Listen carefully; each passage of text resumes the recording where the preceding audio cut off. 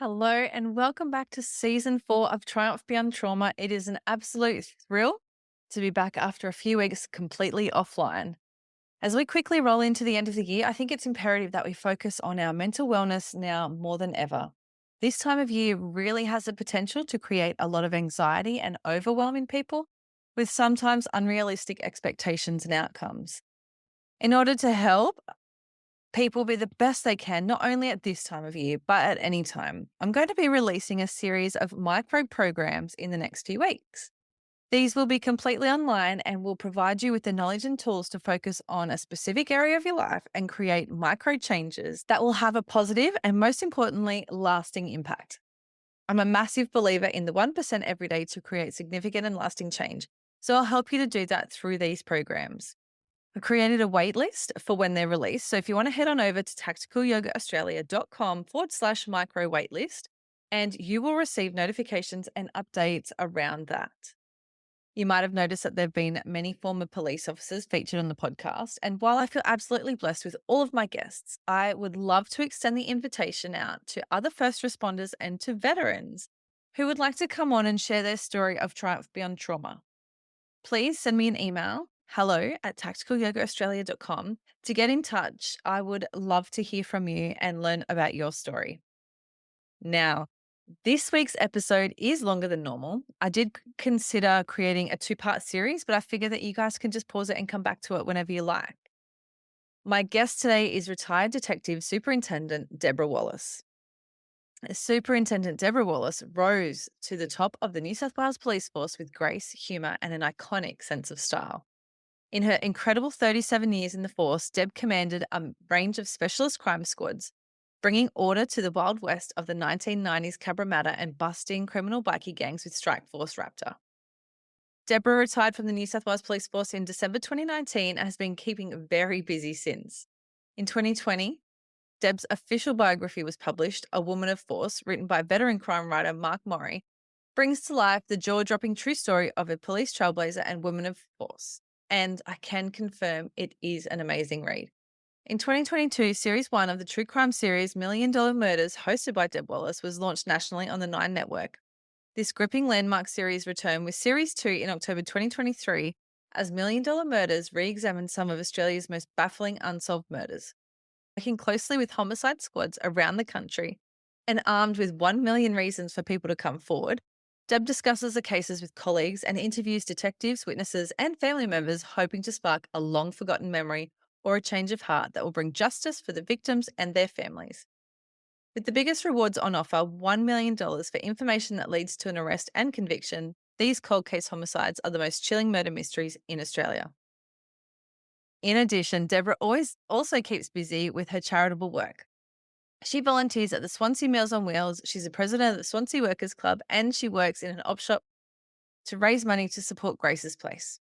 Grace's Place is a world-first trauma and wellness residential centre for children between 3 and 15 who've suffered from the impact of homicide.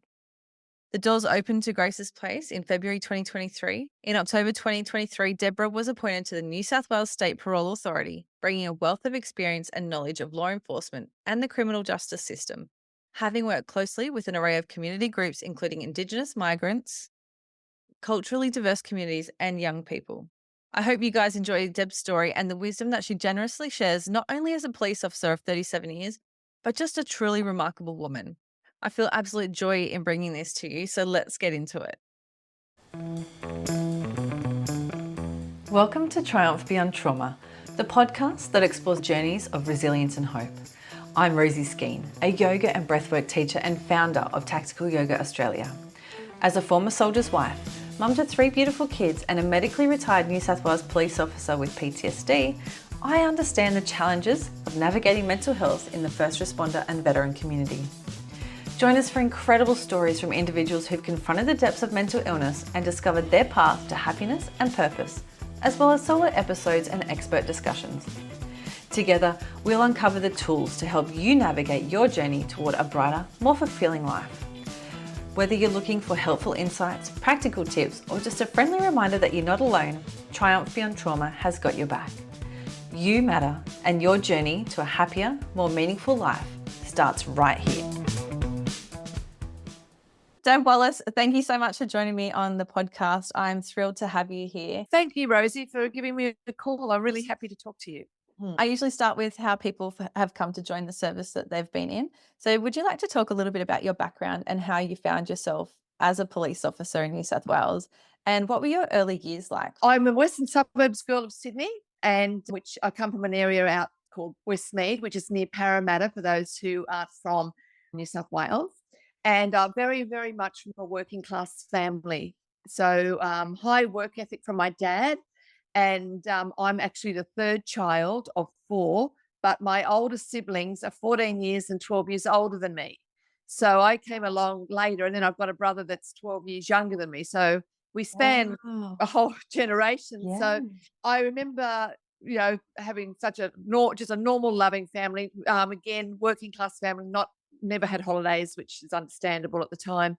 And the only requirement I did what was called sixth form back then at Cabramatta High School as opposed to year 12. And I remember I wasn't, I come from the era that to go to university, you either have to be rich or brainy, and I was neither. So, and I also didn't have those aspirations. So when I left school, which was year 12 or sixth form in those days, my dad said to me, "So what are you going to do with your life?" Now, I wanted to be a travel agent, but understandably, that was a bit like out there because in that era, girls tended to work for government departments. It's secure, like the bank, the Commonwealth Bank, or whatever. And I just stopped because actually stopped outside my place. Anyway, so I usually worked for the Commonwealth Bank. So my dad at the time was working for an electrical company as a locksmith. So with great pride, he announced to me, he said, "Don't worry about your plans for the future. I've got them organised because I've got you a job as a clerk typist at Prospect County Council." And he said, "And you're lucky because I've pulled a few strings and you're 17, but you'll be able to be there for life. It'll be secure and you'll be there for life." And I'm thinking, oh my God. And he said, "And the best thing is you're starting Monday." And this was like Friday. So I went along and stayed there for 2 years, and I thought, "Oh, I can't stay here forever." And then as luck would have it, I opened a newspaper one day and there was an ad for recruitment for the New South Wales Police Force. And it was for general recruitment, but they had a special note that they were recruiting women for frontline because women had been in the cops at that stage for, 90 years just about, because this was 1982. So they'd been around since I think about 2010, but they hadn't gone frontline until 1978. Okay. So I was one of those sort of coming in under that, after all the great work done by my role models and my predecessors to come in frontline. So I remember saying I applied without telling Dad, and then I got accepted. And I remember the words my dad said when I told him I'd been accepted. He just said, "Oh, God help us all." So that was a vote of confidence. So I didn't really have any great aspirations all my life to be a cop. It would just sort of happened, and I didn't really know what it was going to be about or what it was going to be like, but I knew it would be I could have it as a career because I was, I suppose, not. I didn't have that conflict. I somehow knew at the age of 21 that I didn't want to have children. So that I thought, if this is a career, I can invest very strongly into that career. Yeah. So my first station was, again, being a Western Suburbs girl, and used to go on the ferry and the train to Manly on weekends with my girlfriends. You got to nominate where you wanted to work. 3 options. Whether you got that's a matter for them, but you got to nominate. So I put down Manly as my first choice, and I put Cronulla as my second choice, and I left the third choice blank. Well, they filled it in for me. So on our day of passing out parade, the day we marched out as probationary constables, I got Blacktown Mount Druitt. And so I'm heading west. And those days, now today, of course, Mount Druitt's a standalone station. But back then, Blacktown was what we call the main station and Mount Druitt was the substation. So you worked at both in that time. So I actually left the academy on the 6th of May, 1983 to start my career. Wow. In your book, A Woman of Force, you share a story from really early on in your career. I would love for you to share it. And it was about working on the truck with Paul Garner on a Friday night. And you Yeah, were called to a brawl involving like a fair few intoxicated men. And rather yeah. than rushing in, you managed to stop it simply by getting out and asking politely. And I'm sure you didn't expect that to work, but it did. Do you It think I've got a question after you tell the story, but do you think that that moment sort of highlights not just the differences between genders in policing, but also how individual personalities and strengths play a role in how officers handle situations? Yeah, I think it goes even a little bit further to when I worked with Paul. Was I remember walking into the academy, to the Blacktown the very first day, and I'm met by this female second class sergeant called Joan Stedman. Joan had been from the original police women, so she was called what the police women branch. Now she didn't want to transition across to be front line, which some women were given that opportunity. But she also didn't want to retire. So she was too young really to retire. And I don't know how old Joan was. She never talked about her age. She was always the same to me. But they obviously looked after those women, and she became the station sergeant, in other words, in charge of running the station. Now she did that like a military operation. She was an iconic figure, very, very flamboyant, had red hair in a bob, so stylish, would often go to the races and wear hats and gloves. She was the epitome of, I suppose, a very, very stylish, iconic woman. And I remember she said to me on my very first day when I got there, she dragged me aside and she said to me, she looked me up and down and said, I'm going to give you some advice. And I thought, oh, well, she's obviously, she's going to have some great advice.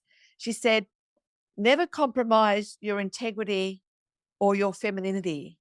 Remember, you're a policewoman, not a policeman.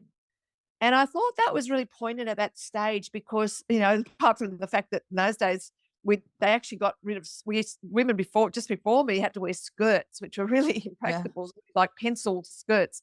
So we at least got a sort of a compromise in that we had these really unattractive things called culottes, which they go to the knee. They look like a flary skirt, but they're actually shorts. So it was very, very attractive. And I think by her giving me that advice was sort of saying, and she did follow up with, be true to who you are first and foremost.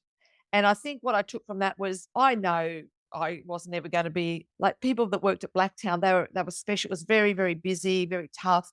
So the cops were, I think, the best in the business. And you talk about a story of working with Paul and how that came about.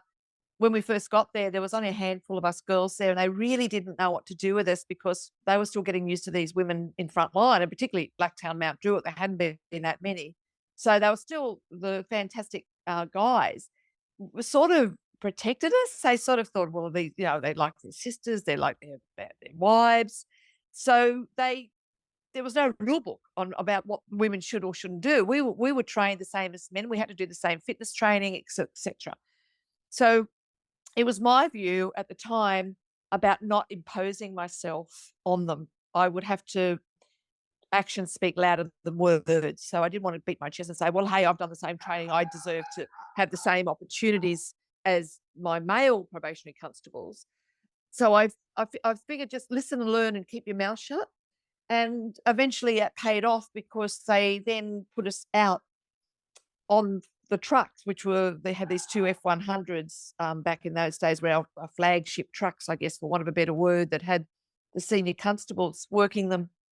And I remember coming in after about 6 months, and I saw on the night shift roster, because in those days we worked 8-hour shifts, morning, afternoon, and night shift. And it was 11 o'clock, and I've come in thinking I'm going to be working with the sergeant again, which has been the first 6 months. And I got to see that I was actually working what was called 27, which was our area, and 27-1, which was the flagship, really. But with one of the best cops in the command, like he was tough, Paul Guard, senior constable, about 6'3", chiseled out of absolute concrete, big, strong jawline. We had this group back in those days called the Tactical Response Group, the TRG, which Mhm. is today, I suppose you'd call it a public order and rights squad type equivalent. But back then, and they were, they were big blokes, knew how to wield a nightstick if they required. They were like iconic. And so I got to work with this amazing. He was the best crook catcher ever and feared by criminals and cops alike, I think. And so he's looked at it with some dismay when he's seen that I'm with him, and he's just looked me up and down and gone, "Oh," he used to call me DB. He says, "Come on, DB, let's go, but you're not driving." I knew that was going to be a step too far. So we drove out, and the double beats go off, which means everyone be attentive. There's an urgent job, and the urgent job was for us to attend this hotel at Layla Park called the Stockade. The Stockade had a very one would say a colourful clientele, and in those days pubs shut at 11 o'clock, and no one wants to leave. It's just getting ready to not party so much, but they'd had a few under the belt. And there was a brawl, report of a brawl outside because no one wants to leave, and they punch on. And we had to respond, and we were with no backup because all the other car crews were tied up. Well, he's just looked at me and with this trepidation, and he said, "We're dead.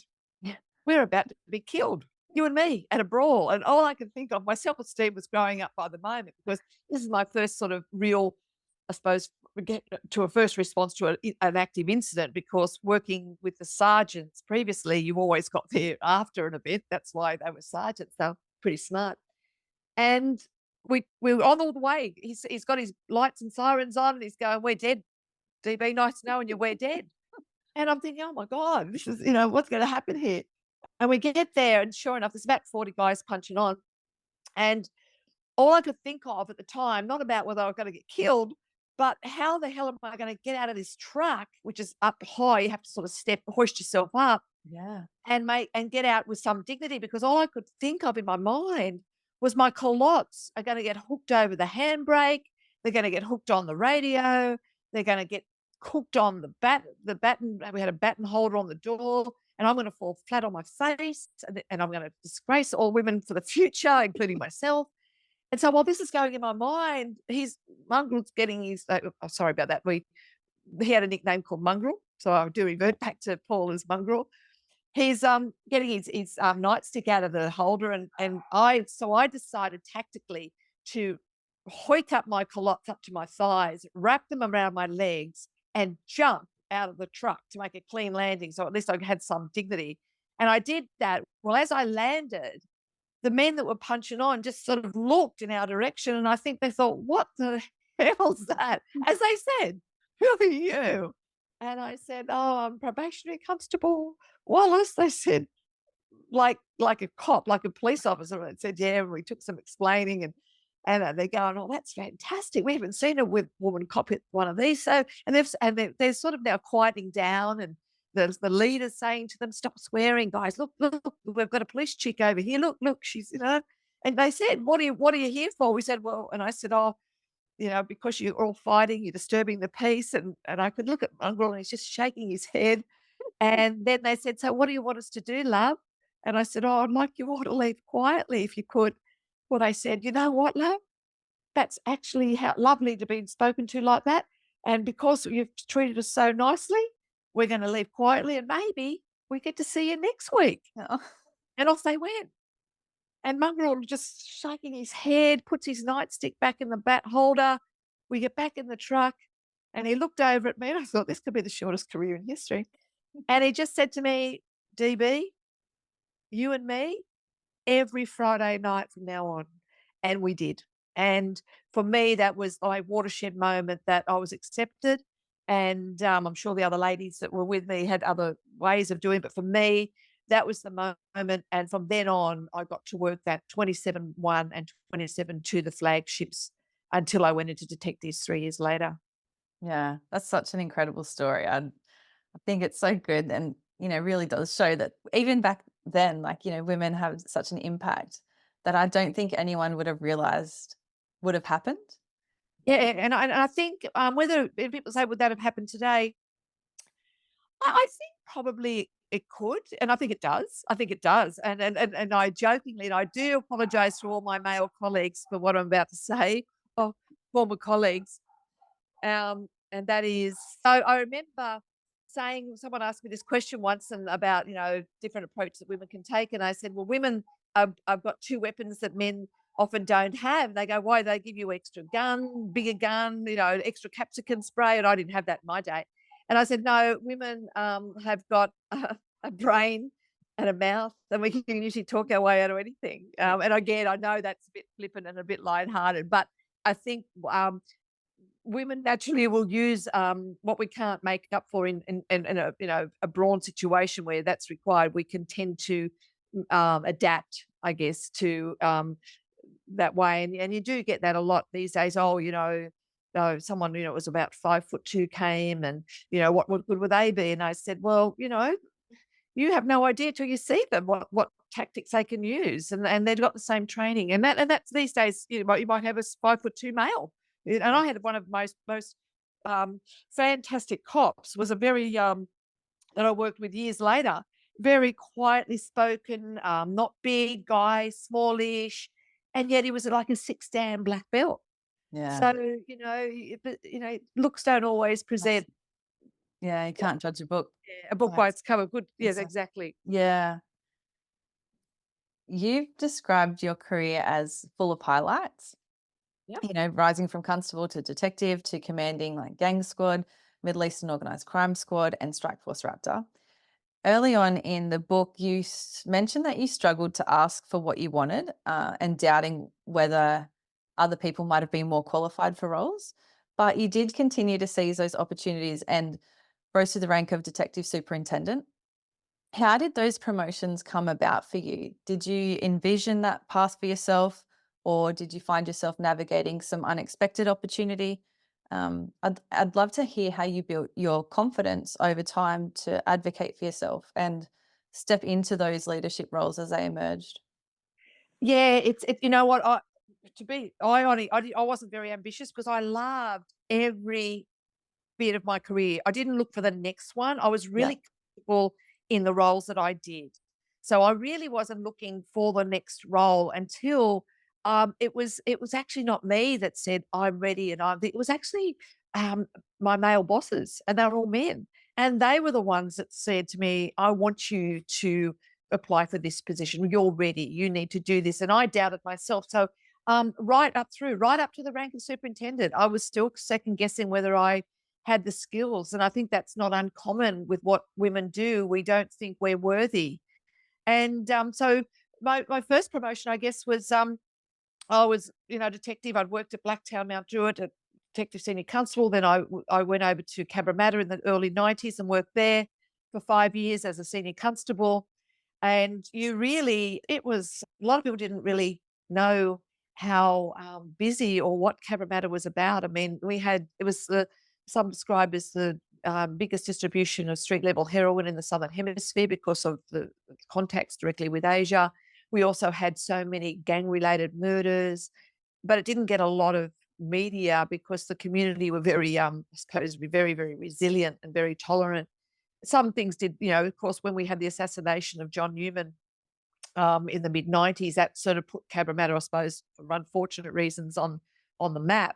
But prior to that, it was but it was all being really, the cops said there was only a handful of us detectives, and you had to be a jack of all trades back in those days. You did, did working, you might be working the beat next, and our young cops were, training detectives were actually beat police that were coming up through. So going there as a detective senior constable, we were training the junior officers as well. So it was and so doing all of that, it wasn't until one of my bosses, Paul McKinnon, who was a chief superintendent of the region, actually, he was the region commander. He sort of said to me, "Why aren't you applying?" There was for a proactive. I like to do proactive policing as opposed to reactive. I knew that's where I really wanted to head. And so he sort of said, "Look, there's a position coming up at what's called it was called the Special Operations Group, which is not what they have in Victoria, like the Tactical Operations Unit. It's sort of a mixture of trainee detectives and detectives, a bit. Look, if I was to be flippant and say 21 Jump Street type, and we did a lot. We did all the street crime, I guess, for want of a better word, and that, and of course, our biggest issue was drugs. So we became like a pseudo drug unit, and he said I should apply for it. And I did. And I had those days, each promotion could be appealed. And I had two guys appeal me. And so Mm. I had to go and defend myself like in a court Yeah. and argue about why I was better qualified. And it's funny, when I got to the appeal, the judge who ran it, they were judicial officials, just said to me, he said, and you normally have to present it like a courtroom, present your case, the appellant can argue against you, then you get the final right of reply. And the judicial official said to me, and in a courtroom, it was said in a courtroom, said to me, "You don't have to say anything. I've read your resume and I've read your qualifications. I've read the comments. So you just sit there and say a word." And I thought, "Oh no, this is not looking good."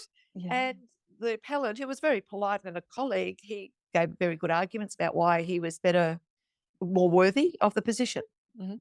And the judge cross-examined him, or the judicial official, I should say, cross-examined him and said, "I'll make my decision this afternoon." And then he rang and said, "It was, obviously I've confirmed your appointment." So I guess I thought I was out the door when he said, "Don't say a word." I You thought, don't "Oh, need to say anything. God." So yes, that was the first one. And then I was happy as Larry out there at Cabramatta.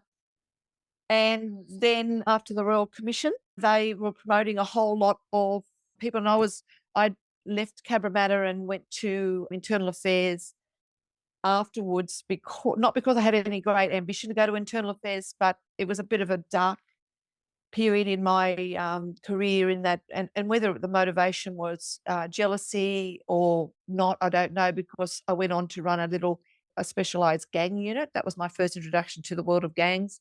The same boss put me in charge of this gang unit at Cabramatta. And and I know there was a lot of guys wanted that job. I don't know why, but whatever reason, they felt they wanted it. And it wasn't promotion, it was just put in, as a young sergeant, put in charge of this, not dissimilar to the work I was already doing. And I don't know whether it was just misinformed, but they made, well, let's just say, a number of complaints were made to the Royal Commission that I was now the leader of the gang that I was targeting, because the leader of that gang had been murdered, Tree Min Tran of the 5T gang.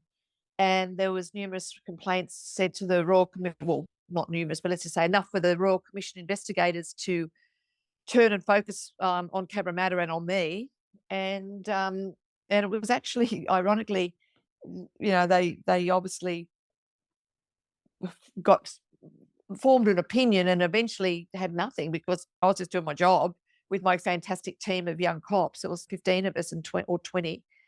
And suddenly the gang members turned up at the station and said to me, "Madam," they said, "Madam, some funny men come to our pool hall and give us a card and ask us about you. We give you money?" And we just looked at them and said, "If we give her money, do you think she'd get a better car? She drives a shit car. Have a look at it." And they handed me the card, and the card was the Royal Commission. Wow. And I was shocked, because when you think, "Oh, yes, I know the Royal Commission's going and they're targeting corrupt," and suddenly, "Oh my God, what?" And I then got a call from the investigators, who told me that I wasn't allowed to talk to anybody and that they wanted to meet me, and that I wasn't allowed to inform anybody that they were approaching me, but I needed to be interviewed. And I'm going, "Oh my God." And I know I broke the rule, and I didn't know what else to do. I was devastated. I didn't speak to any of my team, of course, but I rang my boss and I just said, I don't know what to do. What is this?" And he just said, "Do nothing until you hear from me." And then he rang me back and said, "There's been a very misunderstanding. You don't need to meet with them. It's all been resolved." And I think what he did, he explained my role was to meet with the gang members, to focus on the gang members, not to be with them. But yes, the relationship you do have with the gang members was, as you said earlier, you get more with honey than you do vinegar. Mm. And so I used that skill to gather intelligence for our operations, et cetera, et cetera.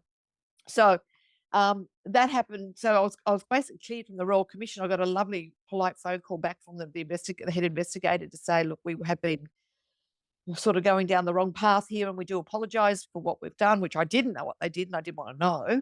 Yeah. But it's continued. Some people who obviously were aware of certain, maybe, I don't know, rumours, whatever, continued on that. And as a result, Mr. McKinnon asked me he'd been appointed as the commander of the Olympic security. Mm. And he kindly asked me to go and work with him. He felt that while he wasn't there, people that didn't understand the history of Cabramatta, didn't understand my role as gang command, little gang squad, blah, blah. He felt I might be exposed to ongoing complaints, which that did occur. and he suggested that I go to the Olympics to be part of his team, and I just didn't want to because I'm a street cop. I don't want to go. I didn't want to go to the Olympics. I love Cabramatta. I love the community. I love being there. But he said, I don't know that you can stay here without someone watching your back. And that's how, so anyway, long story short, I ended up going to internal affairs and I was given what's called a Section 66, a temporary appointment to a rank of inspector to go and run a team of investigators targeting a particular, a small, short, sharp job there, which went for 2 years. And I stayed there, but knew my heart wasn't there. My heart was back out in the western suburbs. So I applied for a promotion. There was a lot of people, they changed sort of things. So there's a lot of promotion in 2000. So I applied and returned to Cabramatta as chief inspector and then a crime manager there in 2001. Wow. And then going from there, stayed there stayed there. I had the best. It was a very colourful time. It was under siege from parliamentary inquiries going on for some years that I wasn't there. Some issues emerged, which is a story in itself, which I won't go into. It's all been documented in a parliamentary inquiry. But at least to say that people moved on for their own, I think, their own mental health and career development and whatnot, or retired. And a new region commander was appointed, which was Clive Small, Assistant Commissioner Clive Small, who was one of the most brilliant tactical and strategic minds I've ever had the honour to work for. A new commander called Frank Hansen came in as the commander of Cabramatta as a superintendent, and me as a chief inspector, crime manager, to implement some new laws, some new strategies, some new tactics to resolve the issues that were part of the parliamentary inquiry, which took a couple of years, and we, under the guidance of Clive, that occurred. And we got a good report card a year later from the parliamentary inquiry who did a review. And then I was happy. I was happy to be back at Cabramatta. It was where my stomping ground. I now, now the trauma of what we'd faced for the last 2 years was over. And then I got a call from an assistant commissioner at a place called State Crime Command, which is where all the specialist areas are. And he suggested I might be interested in a position there. And I thought, well, hang on. Wow, I've never been. That's where, and I very naively said to him, his name was Graham Morgan, Assistant Commissioner Graham Morgan, I don't want to go to sex crime squad or child abuse. And he's the man of very few words. And he said, why would you go there? You'd be useless. And I felt, thank you very much for the confidence. He said, no, with your background, why wouldn't you go to the drug squad or to the Asian crime squad? Yeah. And he said, I'm offering a one-off opportunity, but you need to tell me now. And I didn't have any time to think about it, but wow, to get to, I was totally raw because I didn't know what that role was. But I've learned over my career that if someone offers you an opportunity, if you knock it back, you better have a darn good reason because you might not get asked again. Yeah. So I thought, yeah, I'll take this opportunity. Maybe hopefully I don't fail at it or let him down. I didn't want to let him down. And I went and worked at Asian Crime Squad as a chief inspector in charge of a proactive team doing covert investigations, which, using all that, mainly on big scale drugs, extortions, all that sort of another level. So much more organised crime than the street crime I'd been doing. And I had no idea what I was doing. I had to use as a chief inspector, I had to use my leadership skills with the team, of course, but more importantly, they taught me. I made sure I went out with the team because I had to learn how to do surveillance. I had to learn these new tactics of long-term covert investigations, and they taught me. And I was a willing learner. And I think that's what I learned, was never be too proud to say, I don't know what I'm doing. Yeah. I need you. I need help from you. I need you to teach me. And they embraced that. They didn't think anything of that. I still advocated for them where I needed to, such as for overtime or resourcing, etc. That was my role. But the operational side, I was not too humble to say, I don't know what I'm doing. I was so bad at surveillance that they used to put me at McDonald's because I then could get them lunch. So that's how bad. I never mastered that skill, let me tell you. Not very covert. Oh, no.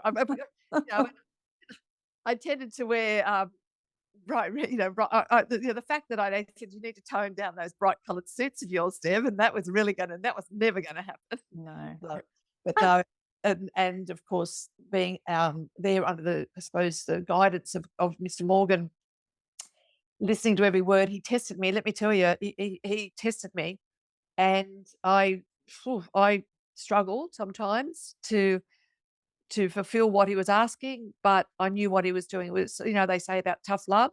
I'm Yeah. not saying he loved me, that's a stretch too far, but he was teaching me and he challenged me and he did and prepared me for what was to come next, which was to be successful, to be as the rank of superintendent in charge of Asian organised crime.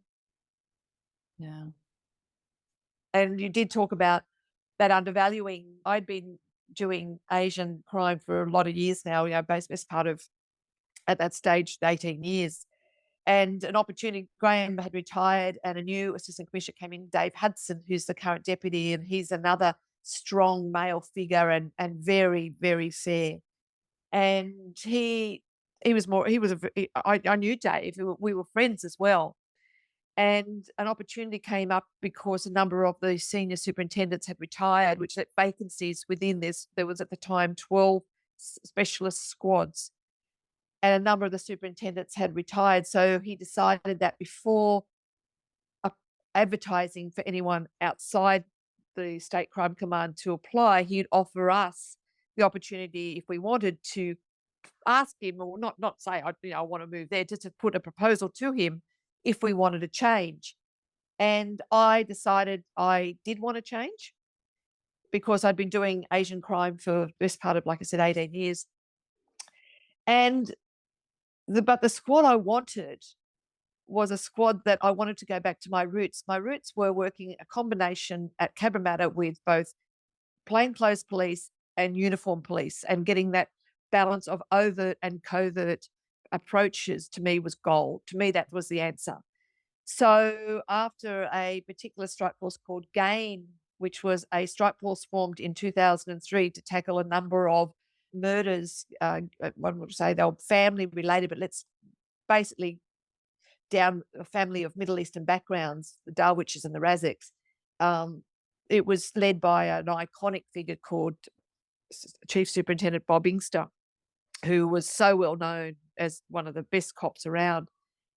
That then he did Strike Force GAIN, which then became a permanent unit. They discovered after investigating the murders that there was so much intelligence in relation to other gang-related crime out there that they made that squad permanent. And in 2006, it became the Middle Eastern Organised Crime Squad, and then led by another iconic figure, Superintendent Ken Mackay.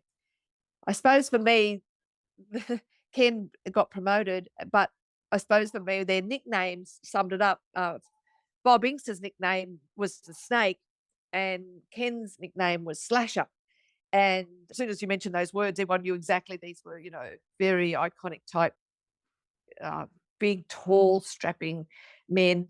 And so I walked into Dave Hudson's office and I said, in my pink frock and high heel shoes and Monty earrings. And he said, "Oh, you want to change, Deb?" He said, "Homicide." And I went, "No." And he said, "Oh, I thought you might want homicide because it was vacant." And I did it. And he said, "Oh, you don't. So what is it you want?" And I started to talk myself out of it by saying the previous two commanders were these highly, well known, respected, almost iconic. And I'm before you, and look at me, I'm in this pink frock, and I don't know if it's political, I don't know if you can do it. He just said, "Ted, just spit it out. What do you want?" And I said, "I'd like to go to Middle Eastern organised crime." And he just, without even hesitating, said, "Well, if you want it, it's yours." He didn't think anything of it. So I was putting all these, and he said to me, "But why were you talking your way out of it?" Yeah. Yeah, before you even asked. That's what we do. Then stayed at Middle Eastern organised crime for the next 7 years and then moved across to my final stomping ground, which was the gang squad and Strike Force Raptor. And I Yeah. stayed there for 7 years. Wow. What a journey. Yeah. Y So I suppose the message is you got to, for me, and everyone will have their own journey. For me was live in the moment, enjoy what you're doing. Don't get somewhere and think, now what's next? Because to me, to bring your staff along on the journey with you, you've got to have their support. You can't, you can't do it alone. Yeah. It's a whole, policing is teamwork. And for me, without their support, their help, their guidance at times, then you're not going to survive, and they can pick a fake. So one of the things I always tried to Mm. be was to be authentic, admit my faults, admit my weaknesses, build on my strengths, but never be too humble to reach out for help. And I think getting to a place and saying, I really want to be here, and proving that by the fact that you do stay for some time and get and learn that trade. And so you can advocate for them with some credibility is so important. So yeah, live. I'm not saying don't be ambitious. I'm not saying that. I'm just saying what will work for you. But yeah, it's a lot easier if you have, I suppose, that old word, street credibility Yeah. first. Absolutely. And just on, like you were saying that you had the support of your team, and in 2002, you successfully sued Alan Jones, and I know that you had the support of your team there. And you call him a bully because he accused you of being a liar and sickeningly corrupt and blindly ambitious, and even suggested that you should be dismissed, which was a direct attack on your integrity at the time. Yeah. Can you share the circumstances that led to that and him saying that? And do you think there's a possibility that somehow these comments might have come from within the organization? Some Oh, definitely. I Yeah. know exactly where they came from. Yeah, Uh, okay. it was, and I never will say their names No, because of I want course. to, Yeah. obviously, but it was when I was talked about previously about being at Cabramatta when it was that really troubled time. Put it shortly, I wasn't there at the time, so I'm not going to judge the actions of others in particular because they did. I know they did everything that the best they could. There was no, but for whatever reason, things fell apart, and so there was this huge dissension between senior management, so the rank of superintendent and inspectors, and when there's an apparent lack of leadership, and I'm not saying there was, then there's a vacuum. People will step into that vacuum for perhaps well intentions on a lot of parts, but also maybe self-serving agendas. And some did that. Yeah, I think probably a mixture of both. And when I went back there, what I noticed was it was a huge issues outside the police station because when 120 cops, fantastic cops, just want to do business, but they haven't got the leadership because the leadership who they turn to, being at the sergeant rank and the senior ranks, are battling each other. Then who's there to set the tactical agenda? It didn't happen from what I could see. Yeah. When I went back there with Clive Small and Frank Hansen as a commander, the most important thing for us we can't possibly battle what's happening out on the streets unless we get our own house in order first, so that we're all going in the one direction. So that was really so. Superintendent Frank Hansen was critical in that, and little things I learned from him, like little things. He taught me to be much more diplomatic. He taught me to think before I speak, which I sometimes should have listened to. But little things that he implemented, such as he said, no senior officer is to pick up the phone and call people upstairs. If you want to talk to a staff member, you go down and you talk face to face. We weren't allowed as senior management to use the phone. We had to go down the stairs and engage them. Also, no senior management, because our officers are upstairs, is to come through the back door and up the back stairs. Every morning, you're to come through the front door and meet the morning crew. If you're coming in early, say goodbye to the night crew, walk around and chat. So small Yeah. gestures, but so important for that. So powerful for sure. Oh, Yeah. so I had a bit of a disagreement with some of that in the middle management area about some bullying, inappropriate things they said to because the troops were starting to turn. And now the troops were saying, we've got everything we've asked for. We've got new laws, we've got resources, we're doing the drug work, we've got bike squad, we're going in the right direction. So everyone was happy. They didn't want to go to that everyone was invited to give evidence at the parliamentary inquiry if they wanted to about anything about lack of leadership, about management. It was a free, and we gave them that. We said, if you want to go, you go.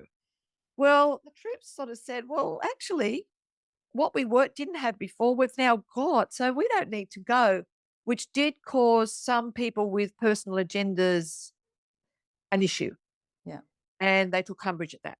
And they went on and made some inappropriate comments to the lower ranks about you should be siding with us, you shouldn't be siding with the management. And they couldn't understand what the meat in the sandwich. They go, well, hang on, we don't even need to go to a parliamentary inquiry because we've sort of got everything we want now. We just want to get on with doing our work, which is what they wanted. So when they said a couple said some inappropriate comments to some very, very junior staff, I should have listened to Frank's advice and I should have counted to 10, taken a deep breath, but I didn't. Mm. And I confronted a couple of these people at the rank of sergeant and told them that they probably didn't have a place in this command if they bullied any more people. I won't stand for bullying. Now, I don't know personally what happened. I can't say who, well, I probably have my strong suspicions, but let's just say the next day I walked in under Frank's guidance to talk to the troops as I did in the morning, go to the charge room and how it was overnight shift. Is there anything I need to follow up for you? Stand around, have a cup of tea with them, just chat. Everything good. And then, because I used to listen, it was 2UE at the time. I always listened to 2UE. I listened to 2GB. And so I discussed my issues with Alan aren't about Alan, not about him at all. And I never, ever, I suppose to say that's a bit strong. I can say that now, all these years later. At the time, I probably might have thought that. But on the radio, they were talking about some drugs in sport. Alan was commentating out of the 7 o'clock news about drugs in sport. Someone had been done, one of the football players. And I'm a mad footy fan. I'm a Cabramatta Eels diehard. And so we're talking and chatting. And then he said something like, oh, when we come out of the break, I've got some other thing to tell you about corruption. I don't know how he linked corruption to drugs in sport. But anyway, it's the second in charge out at Cabramatta, the crime manager, Deborah Wallace. Haven't I got some things to say about her? And the funny reaction was at the time, the troops said, oh, well, Deb, or boss, they screamed, boss, you have to shout because if you get mentioned on radio, you've got to buy the troops a carton of cans for, off duty. And I've gone, I don't think I need to if it's going to be bad. Yeah. So, and that's when the first broadcast was, he called me corrupt. He accused me of changing a computer entry. We have a system called COPS, Yeah. which is where you record all your crime reports. And he accused me because based on evidence given at the parliamentary inquiry by one of I can't say who because they went in, they gave it under camera, so I won't obviously never say who, but just say evidence was given about gangs in schools. And I was accused of by Jones, and he was given no doubt misinformation that I had changed an incident report to hide the fact there was gangs at Cabramatta High. Cabramatta High was a bastion of safety for kids. It was that and Canley Vale High at the time withstood. They were, the principals there, Mr. Kidd at Cabramatta High and Mr. Daly, the deputy, ran it like it was like you could not. They ran it this. It was like a sanctuary, it's a learning bastion. It was fantastic. And to hear Cabramatta High trash like that, really, but there was an incident, and the principal. The evidence was given at the parliamentary inquiry about a gang fight at schools, and the principal, Mr. Kidd, took umbrage, understandably, and rang Mr. Hanson, our commander, and said, what have you got about an incident that happened yesterday? Because he said, it's just, I've got all these journalists here because allegedly I was assaulted by gang members. He said, that'd be they wouldn't be game. Yeah. And then Frank couldn't work the computer system, so he asked me to look it up. And I looked it up, and it said it just said young Asian males were involved in a fight at the school. So someone had given evidence. I'm not saying to deliberately mislead. It was evidence that the fight was gang members at the school. But Mr. Kidd said, no, they were actually, it was after a footy match between our school and a nearby school. So I told them all to get lost and go back to their school. They were the school kids. So he said, you need to fix that entry because I've given my report to the education department saying, it was our school and another school.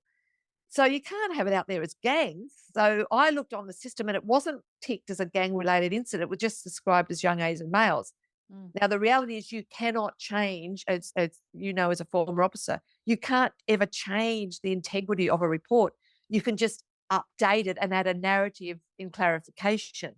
which is what I did, and said, further clarification from the principal that the young Asian males referred to in the initial report are actually students from Cabramatta High and the other school. That's all I did. Yeah. So, of course, that was my element of corruption. So I thought, I know. And it wasn't until a young kid said to me, one of the young officers said to me, "Boss, are you going to get sacked?" I said, "What for?" Because I dismissed it as rubbish, Yeah. and he said, "Oh, because you changed the computer." And I said, "Hey, do you think you can change a computer?" He said, "Well, we can't because, we're constables, but you could, can you?" Yeah, And have you got that access? I said, "No, we can't change it." He went, "Oh, excellent." And then off he went. Right. So it went on and went on and went on for the next 4 months. Really every there was myself and Clive copying it one day, and the following day was the tax commissioner, Mr. Carmody. So I was very thankful for him because we got a day's break. I just put up with it. What could I do? I'm just officer out here at Cabramatta doing my best, and Mr. Jones is powerful, and I knew it wasn't true. So I thought, well, sticks and stones, just get on with the job. Until a barrister rang me, and I had him at a trial coming up, and he said to me, "You know that a police officer not only needs integrity, but the perception of integrity? And I'm probably going to ask you a couple of questions about this because your integrity is being broadcast because you're not doing anything about it, which tells me I know you're honest because I know you and I've been against you many trials." But he said, "The jury might not know, and I might just put a doubt in their mind by questioning of this incident." And I said, "What about that?" And so I realized that I couldn't. So the first step, I didn't want to go down the defamation. That's not me. How can I do that? So the police association rang me when I was giving a lecture on our new legislation for drug houses and said, "Just to let you know, I've just had this meeting with the troops in your area and we've just got a petition and we're sending it through to Mr. Jones about that on this occasion, he's ill informed and that you have their full vote of confidence." And that was amazing. That was never advocated. I don't even know who came up with the idea to do it. But man, that was a highlight for me. And I thought, oh, good, he won't listen to everything I'm going to say, of course. He's not going to listen to me. Of course, I'm going to say I'm not corrupt. And maybe he'll listen to them. I thought, surely the people he's defending, the troops, he's acting in the best interests of the troops, he would believe them. But he didn't. And he kept on. So sadly, I had to go down the defamation route. I didn't go for damages because I just wanted to have my name cleared, Yeah. and it was. And we had an undisclosed settlement halfway through the trial, and then I got on with my life. I never ever. I mean, I didn't stop listening to this. I flicked straight over to 2GB in years, and I listened to Mr. Jones, and I never. People said, "Oh, you must hate it." I said, "No, I hated turning on the radio and stay tuned out at the 7 o'clock. I've got more on that Deborah Wallace here." Yeah. That sense of, I suppose, anxiety for a minute, like, "Oh no, now what?" But yeah, I never really blamed him. I suppose the only fault I had of his, he should have checked. He should have checked with me. He should have asked the question. Would have saved us all a bit of grief.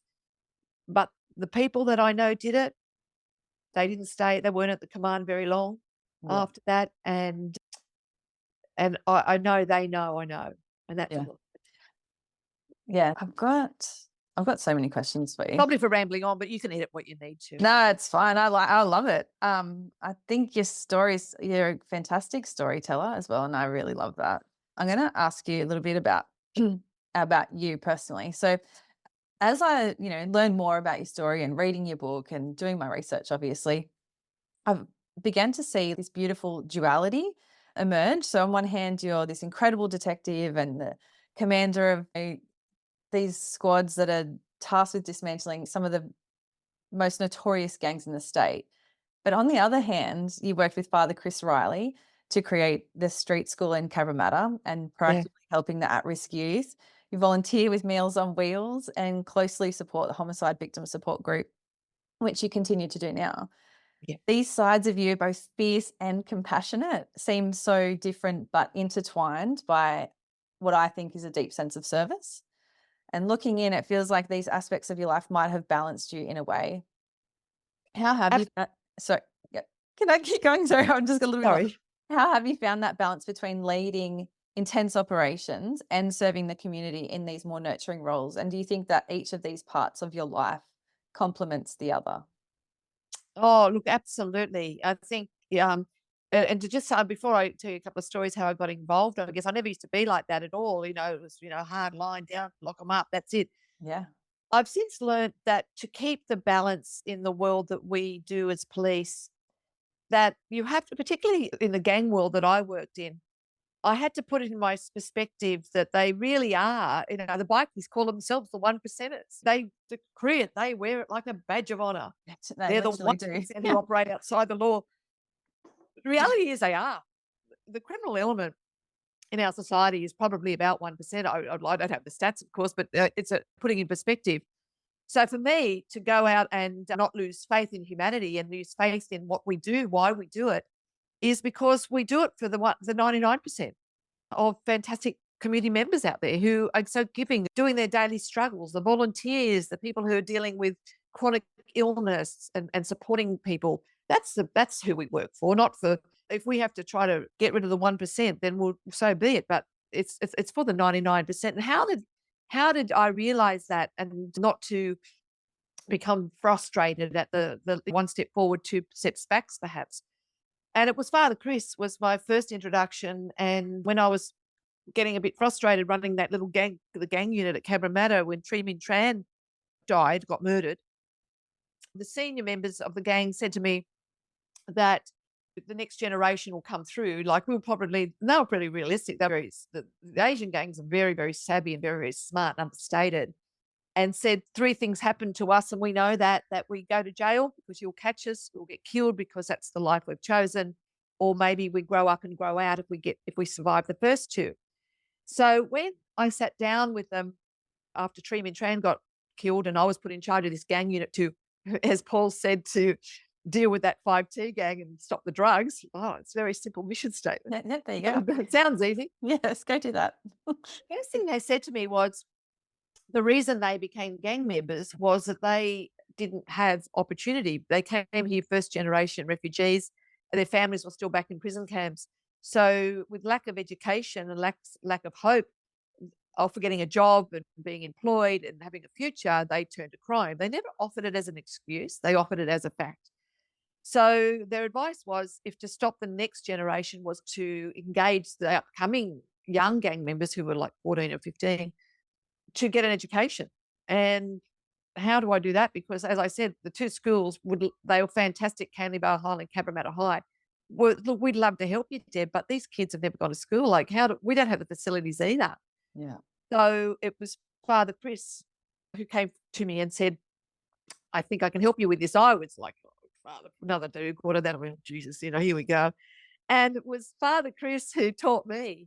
And he taught me by running the street school at Cabramatta that there is a different way and that prevention is better than cure. And of all the 10 young upcoming gang members that we work with on the street there and then later on down at his farms, not one of them did a crime. So it did teach me that there is a balance. Prevention is way better than cure, but you've got to have the resources to put into prevention and programs and all of that first.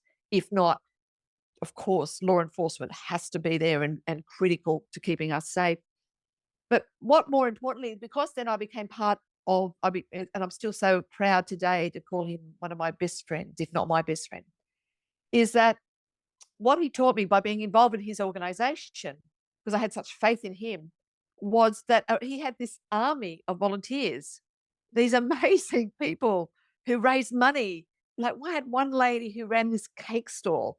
She'd actually took out the spare wheel out of her boot to put in cake racks in the boot of the car so she could pile up the cakes for her cake stall that she did every Saturday, her and her husband, down at Goulburn, to raise money for Father Chris. They're just one example of an army of hundreds behind Father Chris. So that taught me about this amazing people that I was a bit blinded to, I suppose, going through my career and doing all the policing stuff. And then I realized that balance of life. So that did continue on then working with Grace's Place Homicide Victim Support Group. And again, those families under the supporting, Gary and Grace Lynch, and Edith Cobby's parents were the founders with Peter and Christine Simpson, little Ebony Simpson's parents. And of course, now there's an army of families in that organisation, and I get to spend time with them. And I know they're living with that pain every day. That they've emerged from the rubble, but their lives were changed forever. But they're so positive. They still want to make just. I'm inspired by this strength and resilience. And yep, when I retired, COVID happened, and I thought I got to get out. I can't be locked down here. So I found an essential service up when I moved out of Sydney, and I went joined Meals on Wheels, and now it's a passion for me as well. I love being engaged in that and meeting again. Although we do a good community service, it's the volunteers that you have contact with are these special people that enrich my life every day. It's such a beautiful thing to volunteer and to give back in that way. Yeah. So on this podcast, usually I take people through a little bit of a journey of their service, and then usually there's a trauma, and then how they've moved through that, and they're generally on the other side of that. But when we spoke before on the phone, you said that you're lucky enough not to have suffered any mental illness as part of your job, which is fantastic. Um, but that doesn't mean that you didn't have those dark times in your career, and such as the death of Detective Bill Cruz. And I personally remember that time really clearly because I was stationed at Inverell, which is close to Bill's hometown of Glen Innes, and his loss was like really deeply felt across the community, and also being in the police as well, that community. And if you're comfortable, I would love if you could share what that time, like that day and then afterwards, was like for you, but also discussing your role as a leader during that difficult time, supporting your team that had lost a teammate, one of your officers, Dave Roberts, who's obviously involved in that investigation. You're also in touch with Bill's family, but also you had to manage your own personal emotions. And I know that we're all human regardless of whatever rank we hold. And something like that is bound to affect you. So I'm wondering how you navigated that period and demonstrated the resilience and leadership that you did, as well as looking after yourself. Yeah, you're right. There's even now, obviously it was probably the darkest time of my career. But coming from that, I also had such of the most amazing experience as well, which I'm happy to share with you. And I'll just set the context of that. I won't go too much into the actual incident except itself, but I'll talk about that just to put the context around that. So Yeah. um, we had at Middle East, I was at Middle Eastern Organised Crime, the commander there at the time, and that model that I loved so much, the uniform, the middle level, which we called our target action group, and detectives. So we targeted organised crime, street crime, and also using the disruption of the highway patrol. The middle unit that I talked about, the target action group, was a mixture of experienced detectives and also up and coming detectives. They'd come into there and get ready to go, make the decision whether they wanted to go on to detectives or go return to uniform. So we had this mixture. And we had a hard recruiting process to get into that unit. It was sought after. We had a big waiting list. And normally what would happen, we take them from local area commands. And the amazing inspector in charge of that unit, Mick Ryan, was also had so much experience in organised crime, in gang world, particularly he'd worked with Bob Inkster at Strike Force Game. So a mountain of knowledge and skill. And he had this rule that he wanted to observe them in our uniform section first to see how, are they proactive? Are they happy to go out and talk to crooks? What's their attitude like? What's their work ethic like? Et cetera, et cetera. So that was the process. People apply to the uniform section. He watches them. We give them opportunities to display. We look at how many, events they've done, how many interactions with criminals they've done, et cetera, et cetera. So, and he gets then to tap them on the shoulder. I suppose a bit like I was tapped with Graham Rosetta when I went into detectives. And that didn't change. Mate, have you ever thought about being a detective or coming into target action called TAG? So that went on. That was a process. And suddenly I knew people were applying to come in. And I remember interviewing with Mick, Bill Cruz. Bill was at Campsie at the time. He was in their little proactive unit, a bit similar to what I ran at Cabramatta when I was there, little proactive unit. And Bill's stats were unbelievable. They were through the roof. He has applied for so many search warrants. He led jobs, and yet he had 3 years in the job. Mick said, "We need to interview this guy," and because I want to see if he's as good as he seems to be on paper. So we did. We interviewed Bill, and afterwards Bill left, and Mick just looked at me and said, "I'm going to break protocol, and I'm going to bring him straight into tag because he's exactly what we want." And so he did. Bill came in with us, and hadn't been there a short time, and information came in. And it's a whole lot around that, which I won't go into because it's all complex, but people would know. Information came in from an informant, or we call them sources, that was in the field. He was right in the field with an Asian male and giving a blow-by-blow description that the Asian male was in possession of a large amount of drugs and a large amount of cash, that he was the holder of these for 2 Middle Eastern groups that couldn't meet because they were enemies. So the idea was one group would provide the drugs to this Asian male, the other group would provide the money, he'd do the swap, and then each would come back and collect their money and their drugs. It was just probably a business arrangement. So the information was that this Asian male was a middle-aged Asian male, very understated, blah, lived at Bankstown blocking units. So the cops, they did. So the question was, we want to do this warrant and knock it over and take wallets with the Asian male. He's probably a lower risk than taking out one of the families, one of the Middle Eastern crime groups. So the risk assessment was done by Mick and his team. Dave Roberts at the time was an acting sergeant, and he was leading this group with Bill and his team.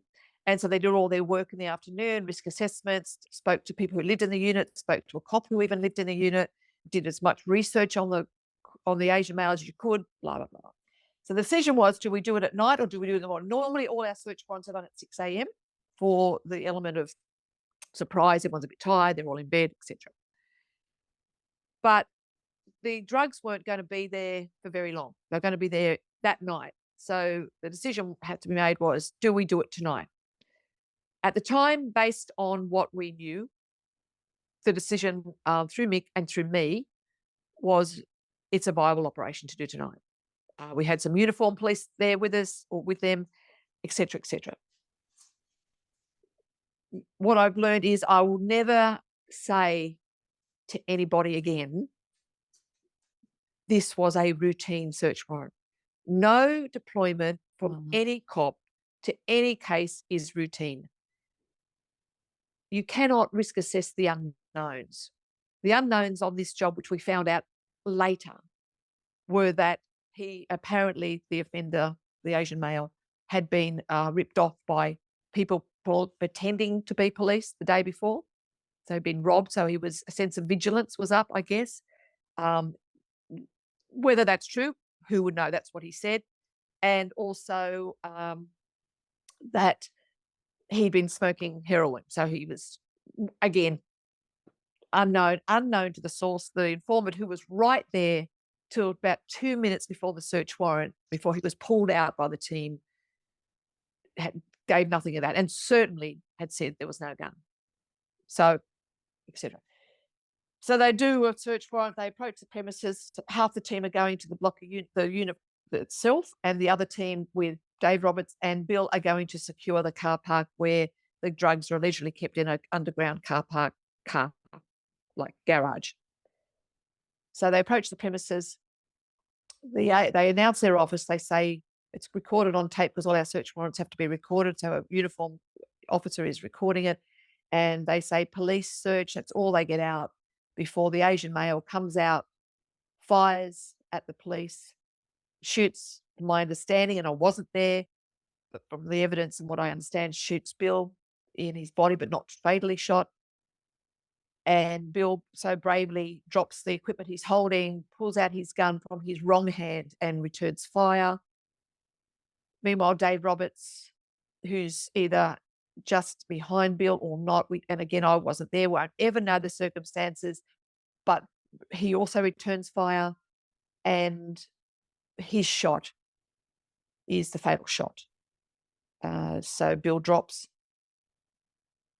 Robbo, then what unfolds. Now, all of that scenario of the time they announce their office, they arrive and they deployed just over 2 seconds. So the speed of that is unimaginable, and the tragedy that unfolds after that.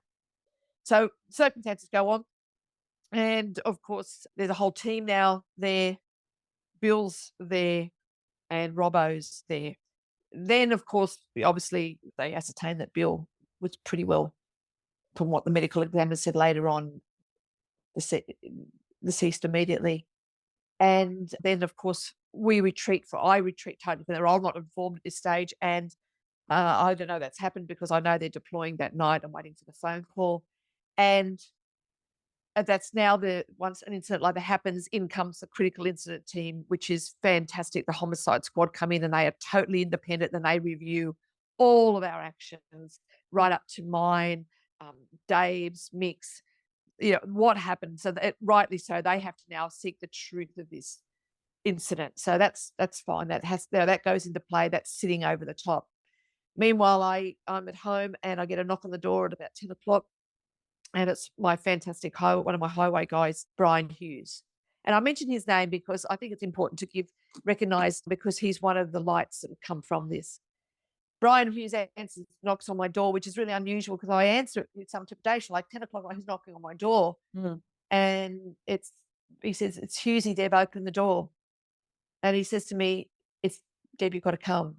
It's Cruisy." And I said, "What's happened? Is it bad?" He said, "It's as bad as it can get."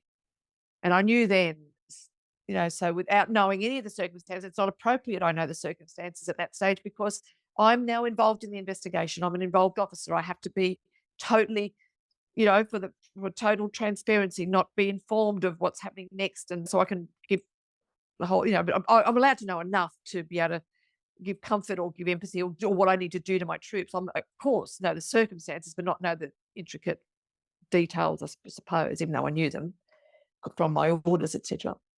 So he takes me to Bankstown police station where the team is.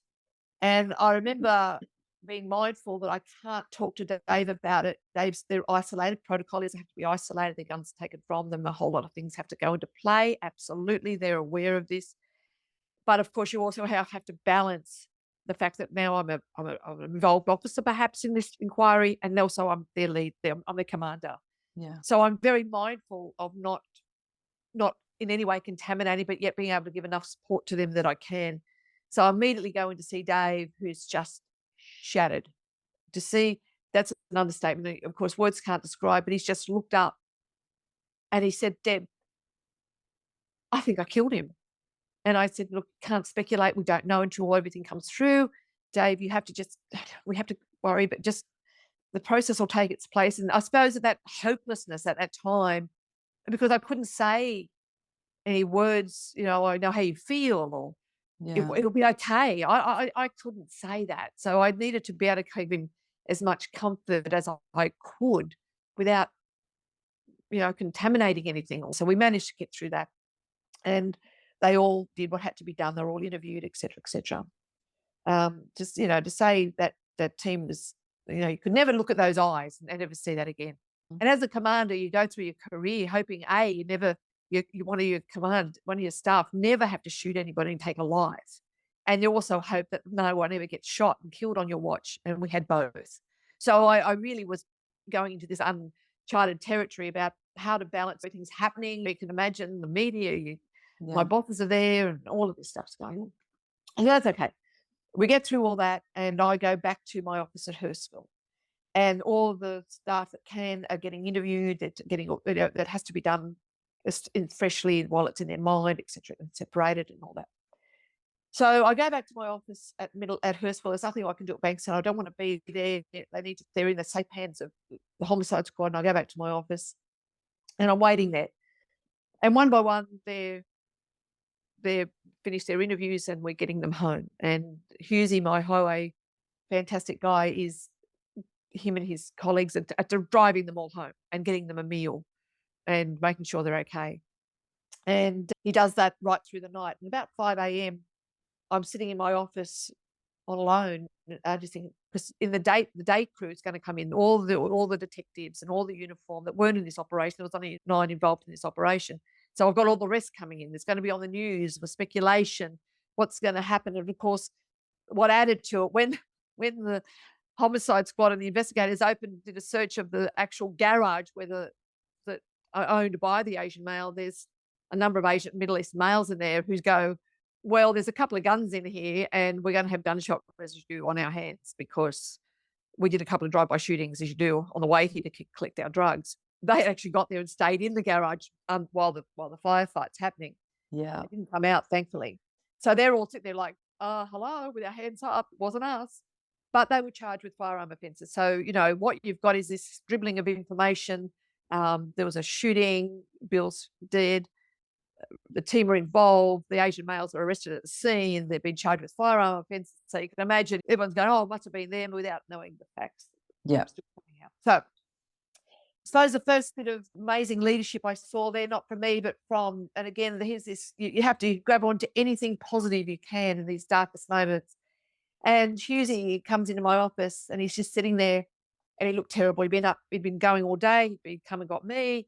He was taking all the troops home. He's obviously dealing with each and every one.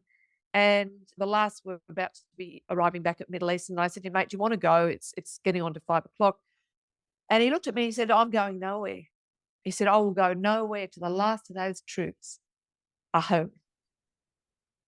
And I get upset when I say this because what happened to Husey later, I guess, is I looked into those eyes and it was true.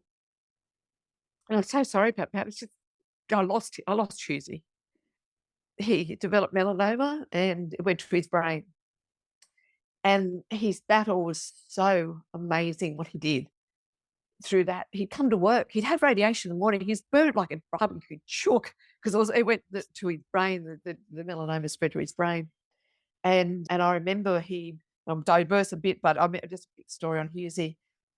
He goes in. He went into St George Hospital, see if we could get some of this brain surgery.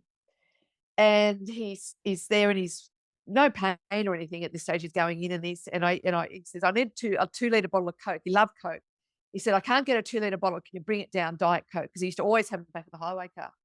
So I said, yeah, I'll bring it down. So we go down, and he's about to get wheeled in for this surgery. And he says, and he's lighthearted, and he's joking, as is Husey's way. And he said, oh, Doc, and I said to the doctor, you're going to have a challenge. And he said, oh, yes, it will be right. It's challenging. Brain surgery is, but we'll be right. I said, no, you're probably going to be as an extra challenge, but just remember Husey's highway patrol and his brain's a little smaller than most. And Husey's just looked at me and as quick as a light, he says, but there's hope, Doc, if something does go wrong and you do take a bit too much of my brain, I can always come back as a detective. And that was Husey. And I remember when I was leaving from Middle Eastern to go to Gangs and Raptor, and they put on a morning tea for me at Middle Eastern, and Husey was pretty bad by now. He's on a walker. He could barely talk. Radiation had taken its toll. We'd had the word that there was no more they could do. So he basically was terminal, and he's turned up and he's struggling. He's really struggling. He's on his walker. And I said, Husey, why are you here? You didn't have to come out, because he lived down Campbelltown Way and he's come to Hurstville. I said, Husey, why you didn't have to come? And he looked at me and he said, boss, I'm here on your last day because you're going to be there on mine. Aww. And I thought, and we made sure we were. So, so special moments. And I'm sorry about that, but it's just, when I think of him, he's just such a special individual. So, so back to the incident. So Husey's done that. He's got them all home, and then it come the morning crew, and a great support. I can't fault great support I had from Dave Hudson and Nick Caldas during that. And Dave was very, very strong in the media announcement the next day about, very strong. He gave a lot of information out that one could say would, and I thought very brave of him. He certainly made some comments and some statements that I think were certainly appropriate, never criticised for it because they were appropriate. And Nick Caldas was equally as strong as well. They were who our direct reports for. I suppose the next thing was I had all the staff arriving, so I had to be able to tell them as much as I could without stepping onto the investigation. So that was that tricky again. I had to manoeuvre that. So I gathered all the whole staff there, and interestingly, some of the let's just say I had amazing detectives, but amongst the pearls, you do get a few rocks, I guess, and a couple of them that thought they were bigger than they are. You're not the hardest workers in the unit. Perhaps they probably their arrest rate was probably the lowest. They didn't have as much performance. So I guess they weren't bad performers. They just weren't high achievers, I guess. And they were there. One in particular made a particular noise about, we're trying to deal with this in some perspective.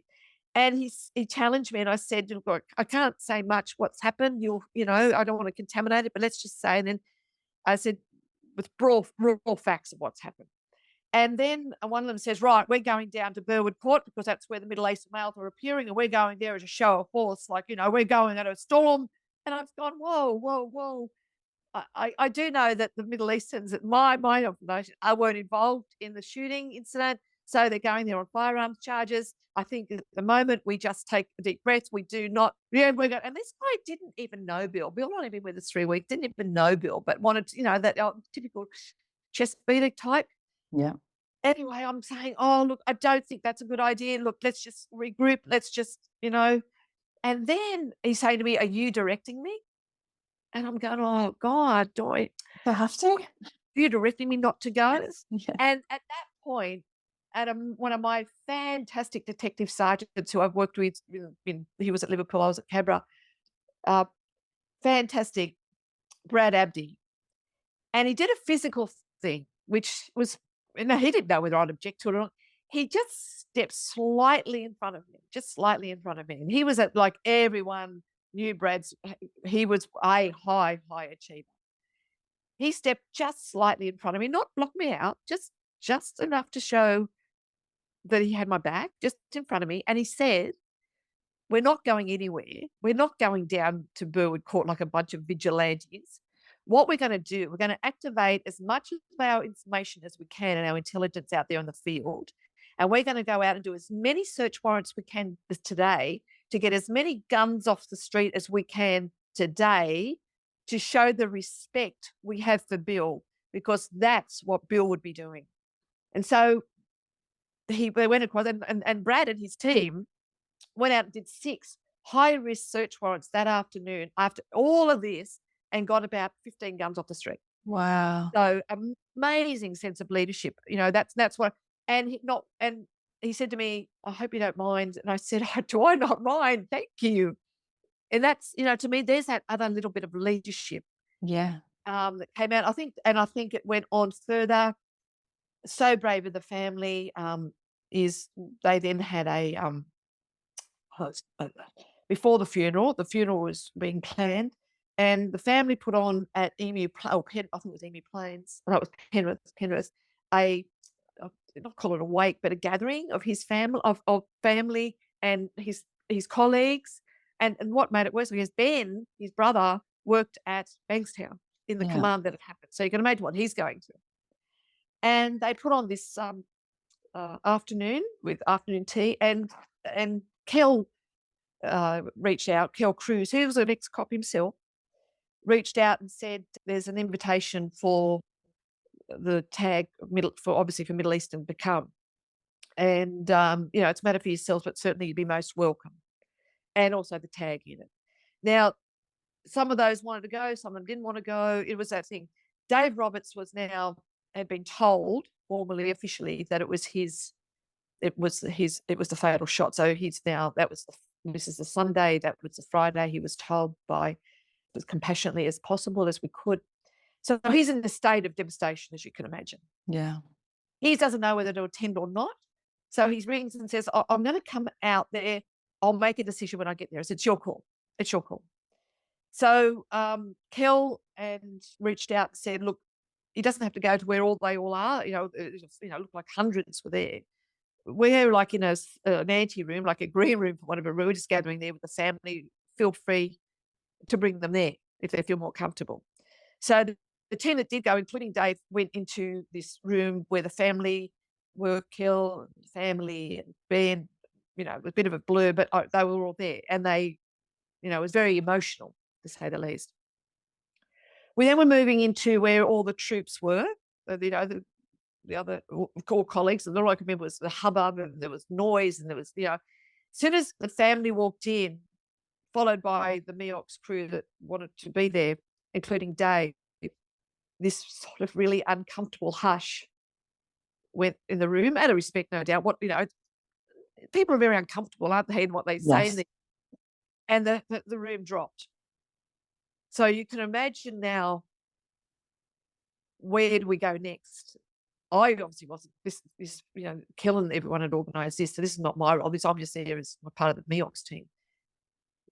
And Kel did something amazing at that stage.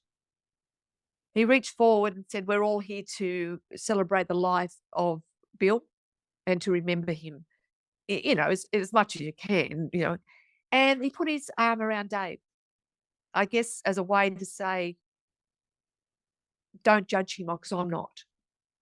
And then the hubbub rose, and then we went on, and great stories were told about Bill's. But a great, for me, amazing compassion at that. And it went on, and we went through years of work cover inquiries, as you understand, court cases, because the guy was charged initially with murder, but was dropped to manslaughter, and then went on with that. And then in coroner's inquests, of course, to get to so looking at the circumstances of the investigation, blah, all of that, as everyone would know, has occurred. Went on for years. We got Dave back, as much of the team. Some of the team didn't come back, some did. Where's that thing about where do you go for advice? There is no playbook. I spoke to Yeah. some dear colleagues at Holsworthy. I did a fair bit of work with the specialist units out at Holsworthy of the people returning to country from being over in Afghanistan. And the advice I got who faced this, friendly fire and tragic loss of colleagues, was the advice they got was let them be in control. Let those involved be in control. Let them make the decisions. Some may not want to be at work. Some may need to be at work. Some may need counselling. Some may not need counselling. Let them have control, though. Let them have control. Don't you impose what you think they need. Let them decide. And I thought that was really, really important. So we got a lot back.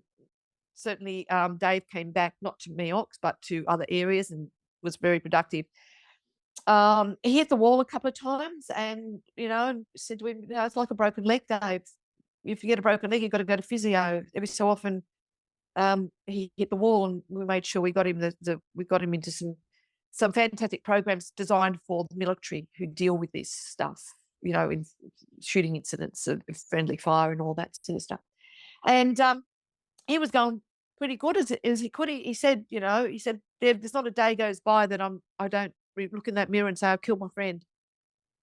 The only advice I could give, which was really probably not very good, I just said to him, like, look, someone asked me, how are you dealing with it? I said, well, I made the decision that I can't dwell in it or dwell on it, because Yeah. that's justice to Bill. He deserves better. He deserves to be released from that place of sorrow. He deserved to be released into a place of memories of all that he was, not that incident. So I didn't lock myself into that. That was for me. Whether that works for anyone else, that's their journey. Dave went out and he was doing boxing, as he tended to do, and he was taking on young people at a PCYC, training them in boxing, as Dave loved to help young people. And I remember he said to me, one of them got me right under the ribs, Deb. He said, I think he's bloody knocked my rib around. I reckon he's broken my rib. So he went and got checked out for broken ribs and bruising, and it turned out to be cancer. He had non-Hodgkin's lymphoma. It was pretty aggressive from the beginning. It went to stage 4 fairly quickly. And I remember that there was no treatment really available anymore. And there was some sort of experimental stuff happening in Melbourne. And his family wanted Dave to go and do that. And it was very, very expensive, hundreds of thousands of dollars. And he said, no, I'm not going to do it, because I don't want to take away what money I've left from my super. That's for the family. I don't want to waste it on something that I don't think is going to work. It was pretty bad at that stage. Traveling was going to be an issue as well. I think he was facing a fair bit of reality at that stage, but as understandably, he didn't want to say that to the family. Well, there's a life, there's hope. And being he had young children, and Dave was only 48, about to turn 49. So he didn't want to give up hope for them, and they didn't want to give up hope. And they said, no, Dad, we don't need the money. We want you. We need you, Dad. So a decision was made to set up a GoFundMe page to maybe so he didn't have to use his super. And I got a call from Ben Cruz, and typical Ben, he said, "I just want you to know that I've donated onto the page, and if you could just let Dave know that," yeah. And I thought, I went and told Dave, and I said, "You know who one of the first donated?" And he went, "Oh, I just can't believe the generosity of people." I said, "It was Ben." And he broke down, and said, "I'm sorry for being a bit teary. No, I I am too, actually. but I think it's in Dave and the combination." And I think Dave's last hours, and he died the next day, was he died knowing that Ben had never not forgiven him, and that was huge to Dave's final days. Yeah. So sorry about that. I still, I'm normally, I'm not a real teary person, but I think looking back at that, so I saw out of that tragedy, I saw this amazing strength of humanity. Yeah. There we go. There we go. Yeah. Yes. But Sorry thank about that. I don't, sorry about that, Rosie, for getting a no, little. I think that's beautiful and very expected. That's, I can't Well, even imagine how uh, that. it's not to be able to. Yeah, no, it's not about me. It's not what I went through. It's what, those, like, Ben was just, and what he did. I think what he did for Dave was above and beyond. Not the money, not the fact that he donated, but it gave. I was able to let Dave have some absolute peace in those. Absolutely. Yeah. I couldn't even imagine what you went through with that and the family and all the things that would have run through his mind over those years as well. Yeah.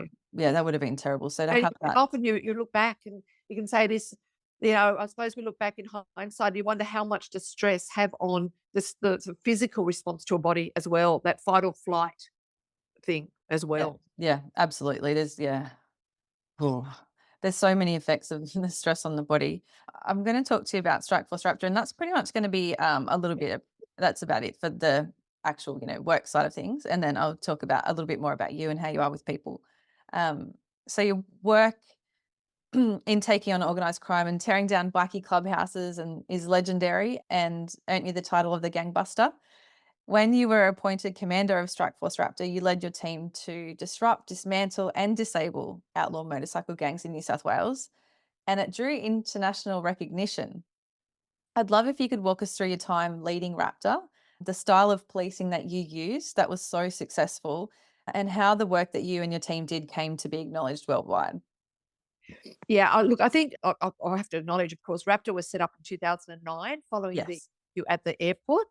And they sort of modeled it loosely off the MEOX model that had been so successful that I was working in. So when there was again a change of superintendents around, it was Nick Caldas was one of my strongest supporters in supporting me to go to Raptor, which was a similar model.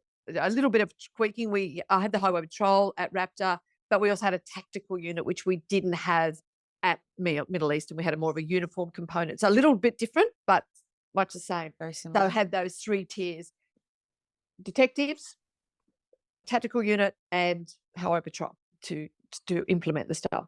So I arrived in January of 2014. It has been long established, and Raptor basically was being run, although it fell under the gang squad. So a superintendent of the gang squad had had the gang squad, which was doing organized crime, mainly bikies, but that whole organized crime high level. And you had Raptor doing that disruptive, proactive, high impact policing. So it's sort of two units under one superintendent.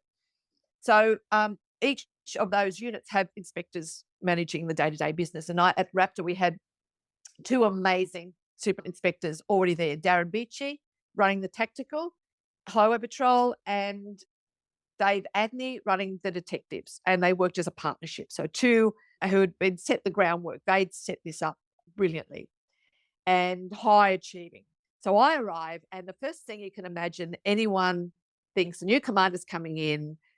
It's probably, we all go, I've done it myself. Oh no, what are they going to change? What are they going to do? Are they going to want to, And so I think they're a little bit thinking, they didn't know me. They knew of me, but didn't know me. And I think, what's her style?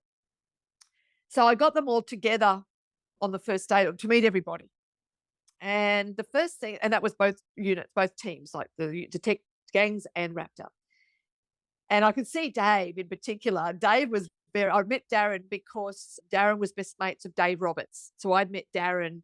It's in like sad circumstances with the passing of Dave, but he was his best mate. So I knew Darren, and he knew me from that, what my personality was like through that period, I guess. We've been, to hospital, see Dave together, etc. So he sort of had a bit of an idea of my personality. Dave had no idea. He was getting blindsided. He's very much, I say this with absolute affection, he's a bit of an alpha male, Dave, and he's one of the most brilliant operators I've ever had the privilege to work with. And so, but a bit cautious, you can see that wall up, what you going to say here? And I said to them, look, I've come into here and I'm looking around at these, and some of the inspectors were my sergeants back at Blacktown when I was a constable, and I had these in the gangs, Wayne Hayes, Dennis Bray, who were the most brilliant homicide investigators who were legendary. And now I'm working with them. I've got Dave Adney and Darren Beachy. So the first thing I said was, my style's a little different. As you can imagine, I'm now wearing probably, I don't think I was wearing a bright pink pantsuit or whatever. And first thing I do is I don't come in and do change for change's sake. My job here is to advocate for you, get what you need, but to listen and learn from you because you are the experts. I'm pretty good at Asian and I've learned about Middle Eastern crime, but bikies are gangs the same? Possibly, or are they different? I need to learn. And what better teachers do I have except all of you? So I think that was true. That wasn't said that's just, getting them on side. That was true. That was Yeah. absolutely true. So particularly using my experts with Dave and Darren and all ranks at Raptor, some amazing people there. I said, I need you to tell me about them. Tell me about them. What makes them think? What's their business model? Why do they wear, most organised crime groups that I'm used to try to stay under the radar, particularly the Asian groups. And yet these guys are wearing fancy dress outfits with their name on them and self-declaring, we're a bikie and we're a criminal, and all this stuff. Yeah. I'd read up in the history of bikies, where did it start from, in America and all that stuff. How the face of outlaw motorcycle gangs had changed from being about brotherhood to being about gangs and about intimidation, drugs and money and greed and all of that. So I learned all about that. And then we come up with a plan. It was let's build on what you've already done. Let's come up with a menu, for want of a better word, or how we take out everything they hold dear, going right down to traffic fines, to right up to, $1 million mansions through the taxation department. And again, I'm making it sound simple because it's a long story in itself, but I'm just giving the overview of how we did it. So we had this treatment options of about 35 different and we looked at the problem at the time, whether they were a rural gang, whether they were doing extortions, whether they were running a drug territory, whether they were doing an importation. And then we'd apply these menus items to it. And so it might be as simply as using the consorting legislation to stop national biking runs. So hence in 2014, we had the consorting legislation, which stopped from then on. There was no national runs held in New South Wales because wherever they might think they're going to have one, Raptor would be there. We did traffic fines. They can't ride a bike to do a drive or a car. They didn't ride bikes very often. Get their BMW without a driver's license.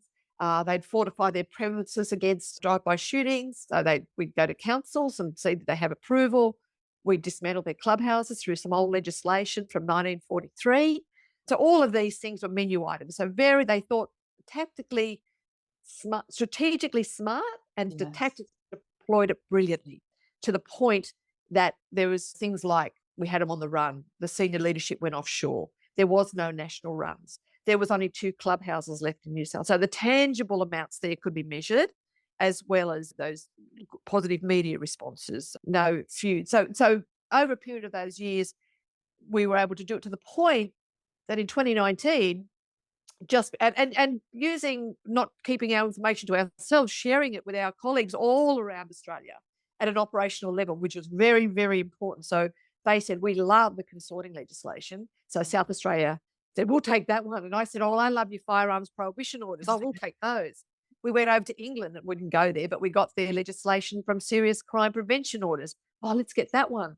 So we were very much a partnership, no barriers. Bikies didn't have barriers, so we had no barriers. And we were very mindful to work in this collaboration with all of our partner agencies, particularly the taxation department and the immigration department and Centrelink were fantastic as well. So we worked as a partner. So that is how we were able to do it, through brilliant work on the ground from the troops, brilliant ideas from Dave and Darren, and brilliant collaboration, Australia and New Zealand included. And then we went over in 2019 to this international law enforcement conference targeting outlaw motorcycle gangs worldwide. And two of the Raptor guys, Nathan Truman and this fantastic guy, Brody, who were basically dismantling all the drug house. They were running the tactical team, and they were asked to present on the dismantling, all those things I just spoke about. And little did we know that not only were they presenting, which was great because as a team of us went over to support them and also, see what we can learn worldwide. And lo and behold, Raptor got the International Excellence Award for the approach in taking down bikies in the world. So what a proud commander was I to not only represent these amazing cops doing this presentation over there, but to come back to have a trophy recognising into the world law enforcement group and recognise the work of Raptor here at New South Wales. Yeah, Very high achievement from that team. absolutely. But you want the best bit? Yes, always. When I was packing up my office, I was alone. I passed out of the academy. I was on my own control, my own day, fully fit mentally and physically. And I marched out of the parade ground after a passing out parade on the 13th of December 2019 and went back to my office to finish packing up my suitcase of items that I wanted to keep and discarding those that I didn't want to keep. So after 36 years, I walked out with one suitcase into the car park. And sort of dropped the car because I was working right up to midnight that night. So I still Daz was still sending orders through for approval as well that night. So, but I walked out with my suitcase. But as I'm packing up, I went, oh, I'll take that. There was a nice pit someone to give me and this. And there's the Raptor trophy on my cabinet. To Raptor, not to me, to Raptor. And I went, oh, that's going in the suitcase. So I put it in the suit and I have it here at home. And I said to them, you can retrieve it upon my demise, whatever they want to put into that. So I have it loud and proud here. And I said, the reason I'm keeping it, if you want to look at it, you've got to come and have coffee with me. No. Yeah, so I kept it probably very selfishly. I'll now probably get a phone call. Hey, that's we were wondering where that went. So, yeah, how awesome though to do all that work and be recognized for it. It must have been incredibly satisfying for you guys too, to have all the bikies on the ground, pull out all their stuff after all the work that you did to get some really good results. I think that would have been really cool. yeah, it was. Yeah. There's a beautiful Maya Angelou quote, and when I think about you, I think about this. And the quote is, I've learned that people will forget what you said, people will forget what you did. They probably will not forget what you did, but people will never forget how you made them feel. And I Oh, had the privilege of hearing you speak to a group of female police officers in Walgett for the 100 Years of Women in Policing. While I can't remember every detail of what you spoke about, I can distinctly remember how I felt afterwards. And even during, like I was empowered and I felt lighter, but uplifted as well. And it was a feeling I'd never felt before. It was super foreign to me. And I know that I'm not the only person that you've impacted in this way. In your book, Darren Beach says that she had a way about her so that when she said hello to you, it was the best thing that happened to you that day. And I'm so curious, is this something, this ability that you make people feel that way, something that you've consciously developed as part of your leadership style? Or do you think it's just a natural part of who you are? And how do you maintain that brightness and positivity even when you were leading those intense squads like MEOCs and gangs? I think it's part of who I was. I think I was brought up with that positive attitude. Like there's always someone worse off than you, so get over yourself and get on with it. Yeah. And so that I think is inbuilt in me as well. Plus, I think dealing with positive people, surrounding myself with positive people, with the volunteer stuff, put that in perspective. Mhm. So I think that added to that as well, keeping that life balance. I think is really important. And I think, like you said, so it's not anything deliberate because I'm flying by the seat of my pants sometimes on, about what's the right thing to say and how do you say it. So I think I learned that is just be true to who you are. Don't try to change yourself. You can't do it. If you try to be something you're not, people will pick it. Yeah, And they then do. that's what they'll remember. Oh yeah, that's I don't do cliches. I don't do I don't say I'm probably politically correct a lot at times and probably embarrass people when I say things. And things I do should probably think about what Frank said to me and think before I speak. So I do tend to blurt out, but what most important for me is to treat people how I would want to be treated. And I was so lucky to be exposed to people. I saw the good and the bad. Mhm. So I said, that's who I want to be. That's not who I want to be. And I just took that. So I'm just mindful about if I was in this situation, how would I want to be spoken to? How would I want to be treated? All of that. So I think that's just a thing. But I think over the years, and I say now, probably when I was at Wildgat with you, I probably would I'd certainly have learned a lot since then. And if I was to sum up, and these days I say to people, there's 4 phrases that I wish I had known early in my career that I've had to through the life experience of that journey and beyond, dealing with my life beyond that, I guess, is there's 4 phrases that I always say now, I keep in mind. And the first thing I say is never to be frightened to say, I'm sorry. I'm never frightened to say I was wrong.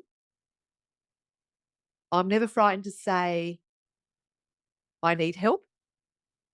And I'm never frightened to say I don't know.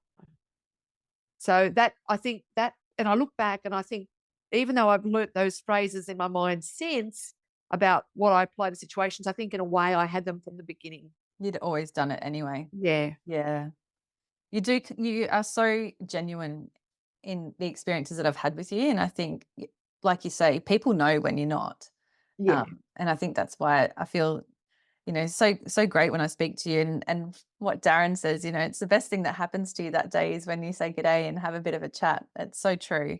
I think it's, You might say signing the overtime forms is pretty good yeah. too. Hello, just sign these. I know. Especially on that last day, did he pump a heap of overtime forms through? Oh, no, well, it was funny because there's nothing more X than an X, and typical Daz and his team want to do search warrants that night, and so I'm technically still the commander till midnight. I can't devolve myself of that role until midnight that night when I'm technically now not a cop anymore. And he was sending through some orders for some firearms prohibition order search was the next day, and he sent it through, and I had to ring him and say, Daz, I can't approve them. He said, why? I said, it's 12. I've just been cut off. Everything dropped. All my access to every police system, my phone got Wow. cut off. So I learned very quickly that that moment in time, there's really no more X than an X. And Yeah. and I think that's a message that for people that I loved every moment of being in the cops. I loved every moment. Even on that darkest day with Bill, I still wanted to go into work. I never questioned what I wanted to do. I carried that right through to that last day on the 13th of December 2019. But it didn't define who I was. I Mm. didn't let it define. And I remember, and I could just share with you, being this diehard EL supporter, I was lucky enough to have to meet Wayne Bennett when he was just I was part of I was just part of a leadership program, and he was given access to, or we were given access to him, I guess, a small group of us. And he was just going from Brisbane to St George, and he was very open. You can ask anything, It would be I hope I'm not I hope I'm not giving up any confidence now, but it was really impactful for me of what he said. A question was asked of him about what happens if you go to St George and you don't win, you fail for whatever reason. How do you deal with that? And he just simply looked as he's a man of few words. But he said that I'm not defined by being a coach. He said, I'm a father first, I'm a farmer second, and I'm a football coach third. So if the third falls over, I've got the other two. Mm. And I thought that was very wise. And I think that's, in a way, I've kept that going, as in I've never given up on being involved in raising, working with the event crew to raise money for Grace's Place, and being with Father Chris as on a personal level, doing my volunteer stuff. So I think that's what was quite important. Yeah. And I think for a lot of police that leave that don't have those things outside of work, that's where they can really struggle. Yeah. And veterans as well. I had a veteran on a couple of weeks ago, Jai, who works for Invictus Australia. And he was saying that when his discharge date came through, he'd already made the decision to go and study. So that transition wasn't as Yes. harsh for him because Yes. he already had something else. And he sees that through his work with veterans, that the ones that don't have some sort of purpose, could be anything, Yeah. are the ones that really do struggle. 100%. That's such good advice from him. Exactly. Mhm. Exactly. Have something else there. It's not because it could fall. Anything can happen, can't it? Yeah, Just yeah. reach that. Like the cops that aren't, as lucky as me, get that bucket full, Mhm. fills up. What do I do now? That's it. Yeah. Yeah, it's a bit of a slap in the face actually when that happens and it's unexpected. Yeah. Something I want to talk to you about is you're a bit of a trailblazer for women in police. And the significant change that I wasn't even aware of was a very subtle thing that you did, and you removed the F that was in brackets after your registered number to indicate that you were a female. And so I guess I have you to thank for me not even knowing that that was a thing.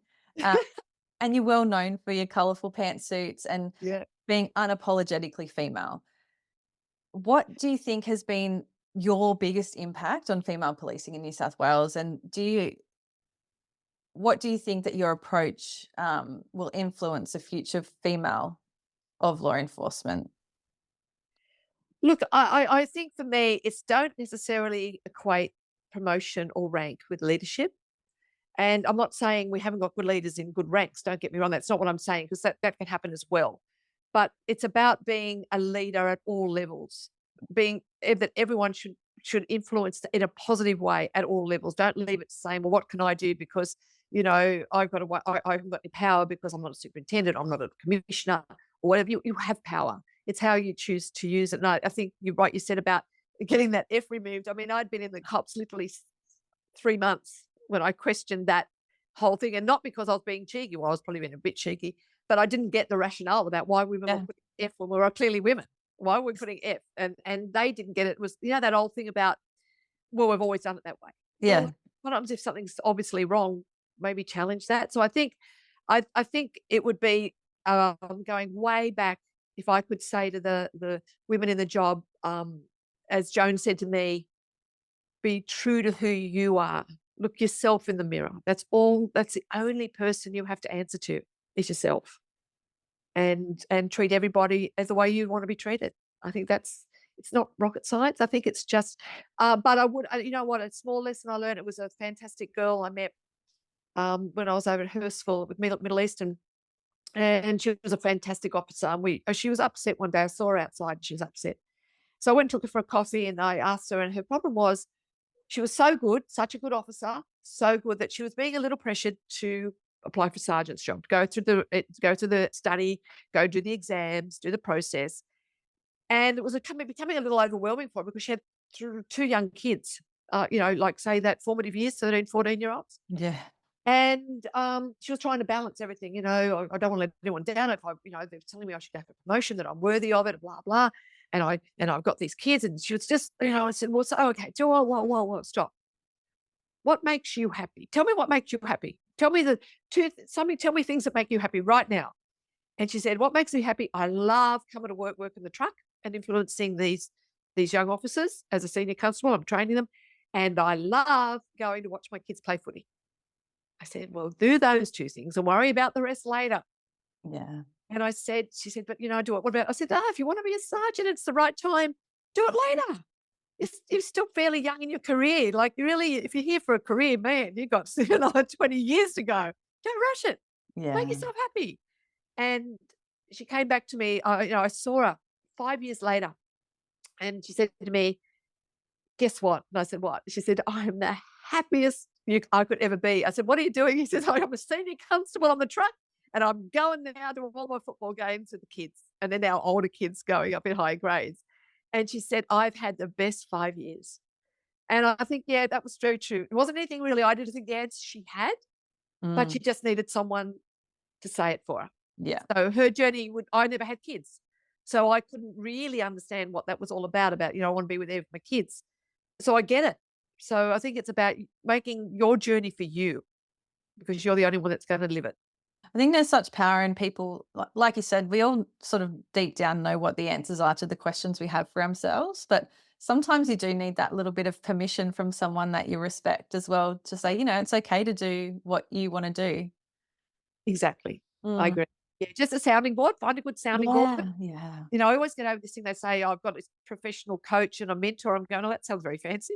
When it's really just find someone you trust. Yeah. Just need I've someone never, to talk to. I've never had a professional coach, but I probably had some I don't know if I call them mentors. I don't think they'd want to be called that either, but they were just people that gave me great advice Mm. and honest. They were very honest, sometimes a bit too Bit honest. too much.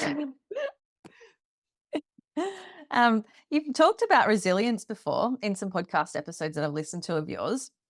And something that you've said, and I agree with you completely, is that it's something that you need to build. It's not something that you're given or born with even. How did you build your resilience through your career, and how do you think that benefited your journey? You're 100% right. There was a period in time, and I can't remember under which commissioner it was years ago, but they were bringing out some experts from England to develop a resilience course, and they were asked to speak to me. And because I think the commissioner of the day said she causes stress, she doesn't get it. I went, oh, that's very nice. Um, but I think really being an eel supporter, you understand the meaning of resilience. But no, and I looked at her a bit strange because they said to me, we were doing this course. I said, I don't really know how you could build. I don't know how you could do a course on resilience. Oh, well, I was going to do a course and now I get my certificate and said, now I'm now resilient. That's garbage. I think you have to just surround, like, go. You're not going to build it if you don't get exposed to some tragedy or some bad experiences. I think it's about how you manage that. And I think you just have to say to yourself, well, it's a speed hump. It's not a mountain. I'm gonna. What's the best thing for me? And for me, too, I go way back, but I found exercise was good. Not I'm not an elite athlete or anything, but I liked aerobics, or I did Zumba, or I did anywhere that just kept me moving. And for that hour, being away from phones or calls or whatever, and just being yourself. So to me, exercise, or it doesn't have to be, it can be any little amount, just moving and getting away, dropping the phone. I think for me, I never had, I still don't, as you probably can attest to, I don't do social media at all. I don't have a social media footprint. People say, "Oh, you don't have yours. You're like a ghost." I said, "No, I'm just technically challenged." But I don't do social media, and the reason is, one of the reasons I look back in, one, I didn't know how to do it. I didn't care, and I didn't think people really needed to see that I was having a baked dinner for tea. I don't think my life was that interesting. People wanted to see it. But I'll be a bit cynical, aren't I? You can when you get to my age. You can be quite open. But I didn't want to hear or read. Imagine, like, no, people, everyone's got an opinion on something. So if you put something up and you might say, "Oh, here's me over in France." Oh, yeah, well, Must be nice. yeah, or Yeah. so I just didn't really need people to and I didn't need to be aware of negative comments. What I don't hear can't hurt me. So, yeah, I guess for me, it's about putting the blinkers on and only being answerable to me and the people that I care for, and the people, and people that I trust, making sure that I be as good as I can for them. But yeah, and just realizing that there's a lot of people worse off than me. And I think for me, the first taste of I got was when I did the reenactment of when Anita Cobby got murdered. And years later, it wasn't straight off that I developed my relationship with Gary and Grace in particular, but it was after years later when we wasn't till say 2000 that we then developed a strong relationship that was, went into the seeing each other all the time.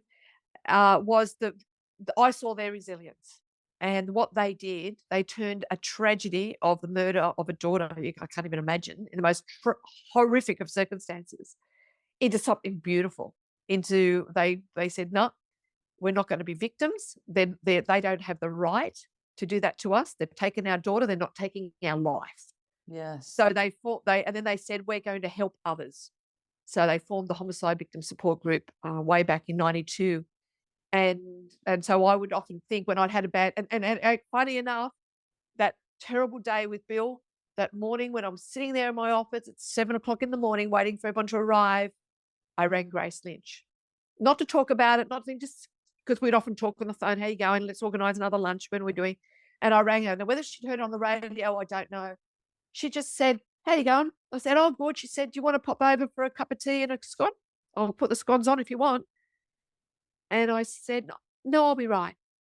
Mm. And it was a reminder, just talking to her in a very, not about what was happening. I didn't even know if she knew what had happened, but it was just Grace. Yeah. She was grounded, she was kind, and she was strong. And that to me is, if I can face what I face, what she's faced, boy, oh boy, that's nothing. Mm. Yeah, I think it's important, isn't it, to put yourself in if you think you're having a rough day, it's it's a good thing to think about how rough other people have it actually, and that puts a lot into perspective for you, really, doesn't it? Yeah, I think so. I think so. Yeah. So often I say when I'm having a bad hair day, my pants don't fit. I used to ring Grace. Just We've just briefly spoken about you retiring in 2019, and you got to march off the parade ground in Goulburn, which sounded like a remarkable day for you. What led you to make that decision to leave policing after 36 years, and how did it feel to close that chapter of your life? well, it happened pretty suddenly. That's when we talk about control. I had lied so much about my age. I thought I was a lot younger than I was. I thought I had another 3 years. And I'm in what's called the pre-88 pension scheme, which is an envy of everybody, and I get that. It's a Yes. very, very good pension scheme, which doesn't rely on, yes, there's a cost benefit to go out not medically unfit. There is a bit of an advantage, but that's not what was for the pension was plenty for me. So I remember thinking I forgot how old I was, and then I realized that I was coming up to my birthday in November that I was reaching the maturity age for my pension. And how weird is this? To stay on after my birthday was gonna cost me a lot of money, not neutral. I even would have stayed for neutral, but it Yeah. was gonna co it would I'd be at a loss, like something like, $1,500 a fortnight because of the change in tax status. Wow. Yeah, so it was a no-brainer, and also, as I said before, so I said, "Okay, I'm, turning in November, so when do I go?" And when there is no, good time to go, like, but why am I hanging longer than I need to? If I'm going to, I didn't wanna be one of those ones. For me, I didn't wanna say, "I'll be going in 6 months," and then everyone sort of goes, "Oh, well, we know who we're gonna get," and all that speculation. Well, we'll put her in the corner and put a blanket on her because she's now useless, she's going in 6 months. There's nothing more X than an X. So once you even hit, you go and you're gone. Yeah. So, and because I was in such a high from just come back from America, it was September, we got the award. Things were running beautifully. I thought, oh, well, I get to go out on a high. And I suppose that day, so I said, okay, I want to go out how I came in because there was that thing where you can march out as a commissioned officer at the parade ground. And it brought back some, but how special was it for me as well, which I didn't know. This was a surprise because I didn't want to send off. For me, I didn't know whether people would come to hear me say something controversial or say something whatever. I don't know. The people that were part of my life are still part of my life. So I Yeah. wasn't saying goodbye to them. And those that my teams, I always had morning tea with them or whatever. So it wasn't goodbye or farewell. It was au revoir. I'll see you in another life when I'm, you know, at Meals on Wheels Yeah. I, or just Deb, not boss. But I got there and I was ready to go off. The Raptor crew rang me the night before and said, "Oh, we just coincidentally, Deb, you wouldn't believe it because they go down to Goldman to get their accreditation for their operational accreditation for their tactical. We the course was on, so we happened to be down here. So look, we're here. Why don't you come and join us for a Thai meal? Oh, all right. You're at the local Thai restaurant at Goldman, okay." So I just turned up thinking there's the tactical team there. Well, of course there was. There was the intel team and all the tactical team had hired out the whole restaurant. So we'll have this great informal dinner. And then they presented me, which I wasn't going to have because it was a bit like a memorial when you die, Yeah. one of those honor boards. Yes. And I didn't want to, I just didn't go down that track. And so there it was. They got that done for me but done a particular Raptor way, which had a big picture of Raptor I to do on it. So that was there. And I said, "Oh, that's good." Said goodbye, had hugs, "See you later." Bye was, the next day I did the guy that does the band major who, because I'd been the parade commander for a number of parades, so I had a great relationship with this fantastic band. And he said, "When we get to the end of the parade ground, normally just the music fades, but we've changed protocol for the passing out parade. So the marching off officers, you just keep marching." And I went, "Oh, that's a bit weird, but anyway, so just keep marching, Deb. Just keep marching with the music because until the music stops, just keep marching. That's the new protocol." Oh, okay. Do as I'm told. So we did that. We're marching off, and yes, they changed that fantastic last bit was Old Lang Syne, which is where it gets to the end, and they kept playing it. And then I spotted them, and that was the whole of Raptor in their proper dress. They got out of their overalls, which is a big thing. Wow. Gonna get out of their like glued onto their bodies. there they were in their what we call their two blues, their formal dress outfits, lining the back of the parade ground as a guard of honour. So I marched out, How special. and the end. Yeah, in the end. But there's always tomorrow. There is. We were just briefly speaking, and you mentioned it actually, and I wanted to talk about it, how you can be a leader at any rank level. Yep. And through your career, you've demonstrated extraordinary leadership, not just management, but actual leadership. And I'm sure that you've had people that you trusted that you could turn to for advice. In today's policing climate, and I talked to quite a few constables, senior constables, some sergeants, they feel disconnected with their management, and they believe that some in leadership roles aren't always approachable or invested in their team. As someone who's led at the highest level, what advice would you give to leaders at all ranks, if it's just a constable mentoring a probationary constable, or even those commissioned officers? How would you emphasize the privilege and responsibility that comes with leading others? And I think it goes back to that, you get a promotion and you've got the gold ring, wow, I've got this remote. Don't look to the next one. You need to be there. You need to do that role. I mean, I can be critical, aren't I? I mean, I don't mean to be critical of the current leader. So I think it's much more of a, because I know amazing people in command positions who are so invested, and I'm so proud of Darren Beachy. He's just told me that he's now a superintendent at Bathurst, and Aunt Bathurst was lucky to Yeah. have someone, because he will be so invested in him.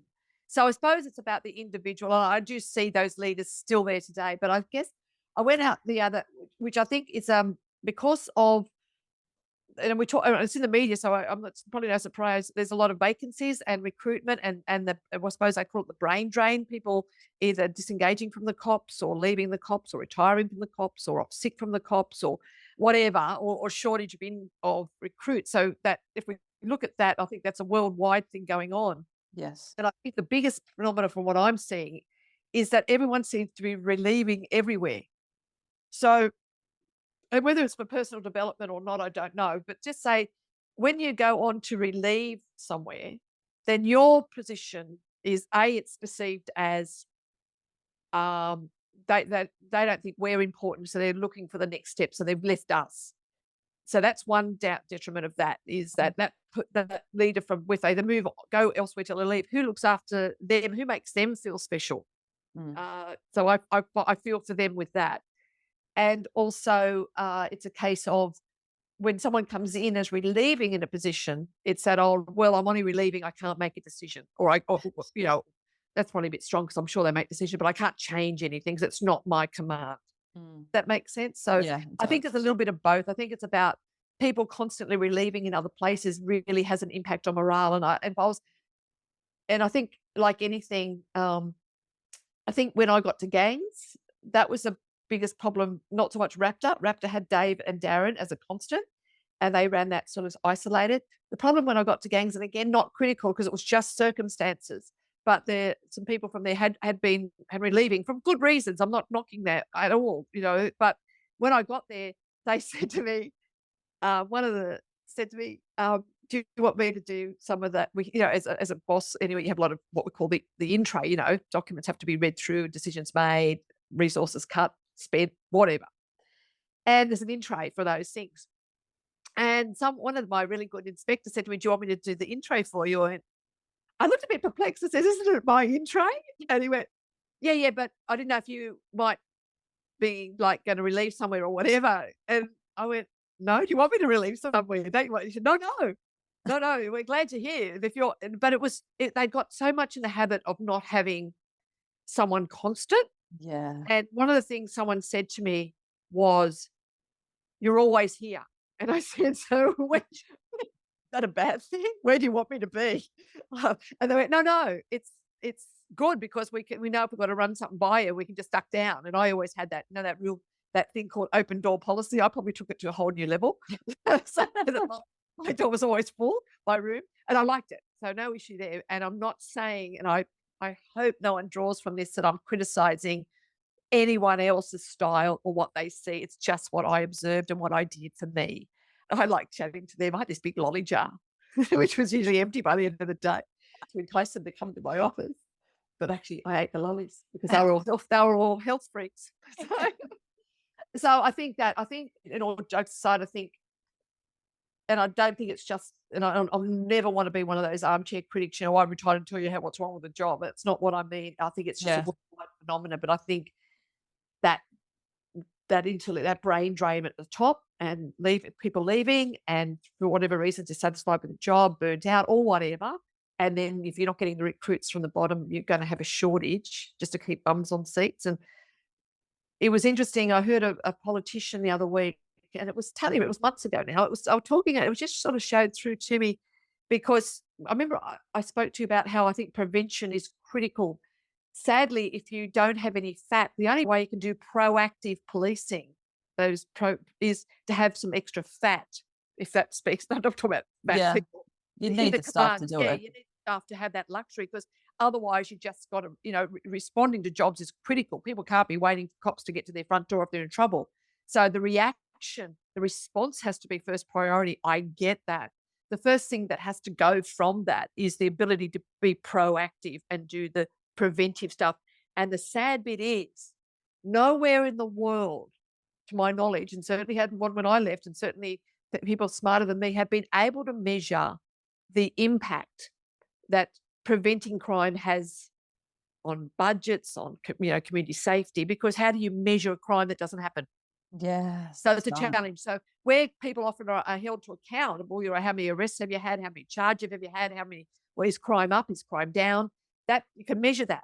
So there's pressure on people to get those responses, and those responses times down, and all of that. Locking up people that commit the crime, clear up rates, we used to call it. But then, of course, whether you invest on stuff that you don't actually measure in the short term, I'm Yeah. sure it'll be measured long term. Just, Yeah. just some It's thoughts. it is tough, and you're right, across the world at the moment, I know especially in Australia, they're struggling big time to retain and recruit police, which is, yeah, really sad. Yeah, absolutely. Um, And how lucky was I? I worked in every unit that had that SAT. I was proactive. yeah. Yeah. I didn't do much reactive policing. Most of my career was proactive, and that was a luxury that I had through some, circumstances, perhaps. I actually really enjoyed, even in GDs, doing the proactive stuff was definitely my vibe. It's just so much more fun too, I think. Yeah, yeah. After 36 years, you would have had some really incredible achievements, but even moments in the police. What do you have, like, one fondest memory of being in the police? Oh no, you know what? If I do it in chunks, I Yeah. guess it's was I don't have one. That's what's so hard for me, because I had so many. But if I Yeah, I do can it imagine. in chunks, and I'll just break it up really simply for you. The first achievement, was being accepted by those fantastic men at Blacktown Mount Druitt. So that was the first huge being accepted. Yes. Second one was Graham Rosetta at Blacktown Detectives, giving me the opportunity to work in the area of detectives. So there's that second chunk. I'm working with him, who was legendary in my mind, still is, Graham Rosetta. The next chunk, I guess, was then going to Cabramatta, which was a whole of Cabramatta was a highlight, working with that amazing group of young police under a fantastic Sergeant Cole Hilson, who set the tone of when every other area was facing, especially in our world, Cabramatta and King's Cross and all that. There was lots of, particularly the Royal Commission shadows. We had none of that. We were protected by the integrity of that team and the integrity of our leaders. So working there, and then being put in charge of a little gang unit at Cabramatta as a young sergeant, established, I suppose, what was to come for the future, my credibility as a boss, I guess, a leader, and also a street cop. And then moving on to going to state crime and working in all of those units in the world of major crime. And then, of course, finishing up, as you said. But amongst all of that personal things, promotion and all that, I think the highlight for me was working with these amazing people that I did, and that these people that are still part of my life today is something that I'm so proud of. It didn't stop on the 19th of December, continued to be part of my life. Yeah, the good ones stay, don't they? Which Yes. is so nice. Yeah. Since retiring, have you'd not slowed down, like you said, you still volunteer, and you've been appointed a member of the New South Wales Parole Board. Um, Yes. And Yeah. yeah, and you work with Grace's Place, and of course, you host Million Dollar Murders on the Nine Network. So you obviously like to keep busy with meaningful work, but Yeah, I think I'm not one to sit down and, you're finding it a lot where people say I heard that cliche, my old bosses I used to have lunch with who had retired and they said, "Oh, you'll be so busy." I'm thinking, "How are you busy?" Because you work 24/7 basically in the cops, and I'm gonna stop, but you don't that's okay. stop. So, yeah, I think for me, it's about still being able to contribute in a meaningful way for me, feeling I'm still able to give something. And that's the amount of work that I am doing is probably a little bit over the top sometimes, but it's for me. I Yeah. don't have kids, so I don't have grandkids. I have rescue dogs, which you can probably hear throughout this barking. So I've got time to still contribute. And I'm sure there'll be a point in time down the track when I say I give up something. But at the moment, I'm loving every bit of it. And it was such an honour to be appointed by the governor to as a community representative, not as a cop, not as an ex-cop, but as a Yeah. community representative on the parole authority. I really love the work that's being done with the Homicide Victim Support Group and Grace's Place. Can you explain a little bit more about Grace's Place and how that came about? Because I think it's beautiful. Yeah, so as I said, Gary and Grace Lynch and Etta Cobby's parents and Ebony Simpson, mum and dad, Christine and Peter were the founders of the Homicide Victim Support Group way back. They formed that in 92 following, although Anita got murdered in 86, in 92, little Ebony got murdered and that came out of that. So continued on helping families, helping families, helping families. Grace often did express at times that they started off the whole thing with the homicide victim support after Peter and Christine reached out in relation after the following of the death of Ebony because they had a son that they were trying to manage through the tragedy as well. So didn't want, didn't how do we deal with a child? Gary and Grace, they had a fantastic daughter who they kept out of the not out of the media so that she could have as much a normal life as she could without being compared to Anita's sister. So her name was Catherine. So they knew how to maneuver through that world. So when they reached out, Grace often used to say, "I love the fact that we can help families, but I really would like to do just something special for the children." So she had this special thing for the children affected by homicide because, as we know, a lot of murders relate to domestic violence. And so when a domestic might happen at home and there's a murder, the children are basically taken out. And where do you put them? Well, you put them with a relative or you put them, because it might be a crime scene. So you put them in a motel or you do as best you can. And so the children are often displaced and then their little souls they're confused, their little minds, what's going on? They don't understand. Mm. So that was always a thing we talk about. Grace got lung cancer. Gary had died at the age of 90 and he'd been dead a couple of years. And Grace now got lung cancer and she made the very brave decision not to have treatment because she was also very comfortable with what was coming next. She'd made peace with that. And so during those discussions, we all under our steward, our captain of our group, Martha Jabor, who's been the coordinator of the Homicide Victim Support Group for all of these years. No doubt, I think it's hard to say where was Grace's idea or where was Martha's idea, but let's say she's our champion. And out of a few thought bubbles came this idea to build a facility for children, particularly for children affected by homicide. Well, it started off as perhaps a small little project. Well, it went for 7 years. It took us that long to raise the money because we had to do like seeding funds to show to the governments that we were serious. So we had to prove ourselves. That happened over a number of years of raising a lot of raffles, a lot of dinners, a lot of generosity from amazing community members. Fantastic support from our Blacktown workers who were so generous with their facilities and also the donations. And then, of course, the state and the federal governments both paid in some money to allow us to build this place, which is at Doonside on the corner of Doonside Road and Eastern Creek Road. And it's a residential centre that also has our volunteers, our psychologists are out there, our office is out there because there's only very few paid employees. The rest are all volunteers that maintain, but it's a residential centre where children between the ages of 3 and 15 can go and stay, particularly in the immediate trauma, and they'll be given psychological support loving support from families, from volunteers, and they can stay there for 72 hours or as long as they need and come back there at any time. And of course, it's appropriately named. It's a world's first. Martha has now opened its doors, I think, interstate as well. If there's a need there, she didn't want to be selfish, as Martha never is, and said if there's a need, we'll try to fill it. And it's a beautiful, beautiful, beautiful place. It's just a home. But the generosity, I think special things like quilting groups, Rotary clubs, many, many service clubs out there have had all these wonderful ladies doing these quilts. So when children arrive, they're given a beautiful care pack, soft toys if they're of that age appropriate. And then there's a quilt, a handmade quilt. And that gets given to every child with the message that this is your quilt and just know that it's been made with love for you. Oh. And all donated, all done by these amazing volunteers. So you can see where your faith in humanity continues through all the darkness and the badness and these morons shooting at each other and wanting to be bikies and whatnot. There's this other side of what's true humanity. I think I it's such a beautiful thing, and I've, obviously had a look online at it, and it looks like a stunning facility.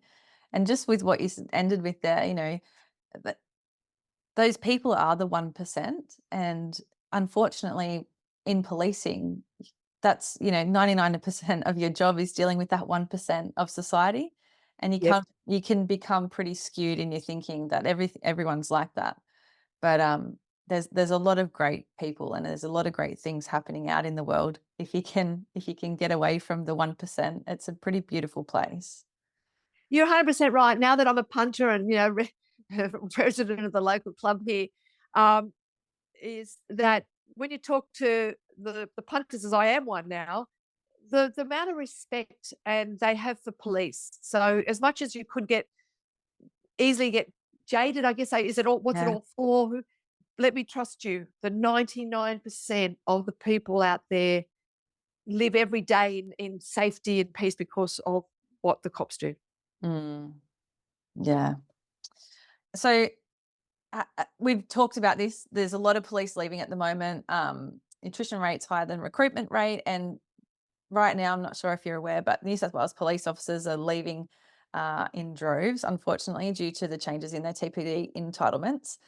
I would like to ask you, is there anything that you would like to share with the police that are staying, the ones that are still turning up to their shifts, knowing that there's others leaving them? They're understaffed, they're likely exhausted, and probably even a little bit unsure of their future. Is there any, you know, positive words that you can give to those guys and girls that are turning up? Look, I think I'd say is that if you're really in a place where it's not for you anymore, please feel free to go. Don't look for, I suppose it's a case, it's not a career for everybody. I think the bravest people in the world that put their hand up and say, yeah, I made a mistake. It's not what I thought. I need to move on and go somewhere that finds something that is for me.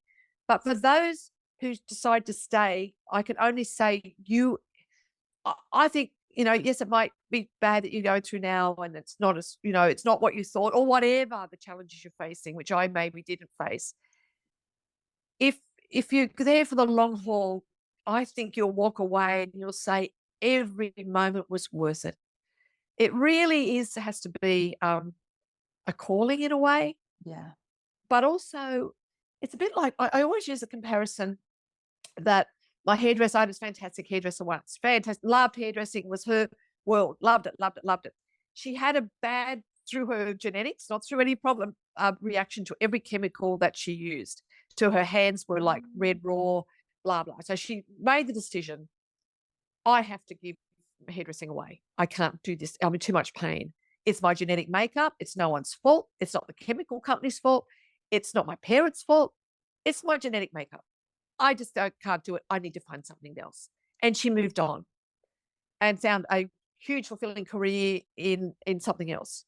So it wasn't a case of it's not for me, so I now can't do anything else. That's the end of my life. That's it. I'm done. I couldn't do it, so there's nothing out there for me. There is always something out there for you.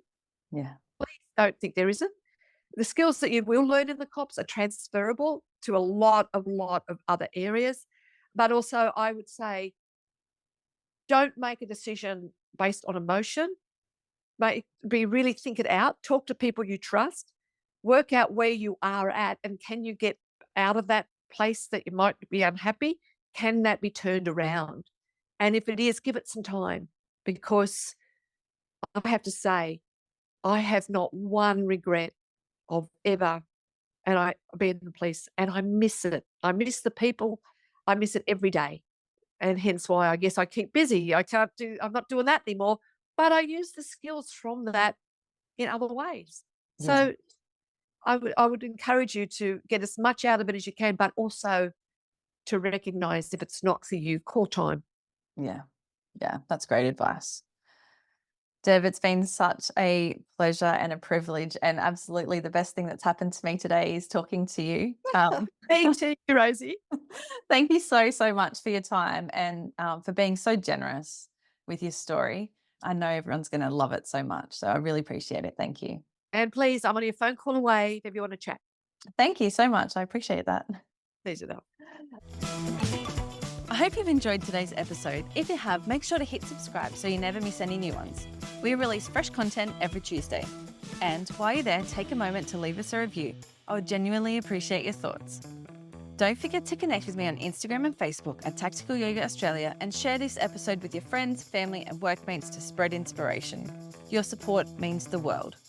My name is Rosie Skeen. Join me again next week for another empowering and positive episode of Triumph Beyond Trauma. Until then, be kind to your mind and trust in the magic of your consistent and positive efforts. Triumph beyond your trauma is closer than you think. Have the best week.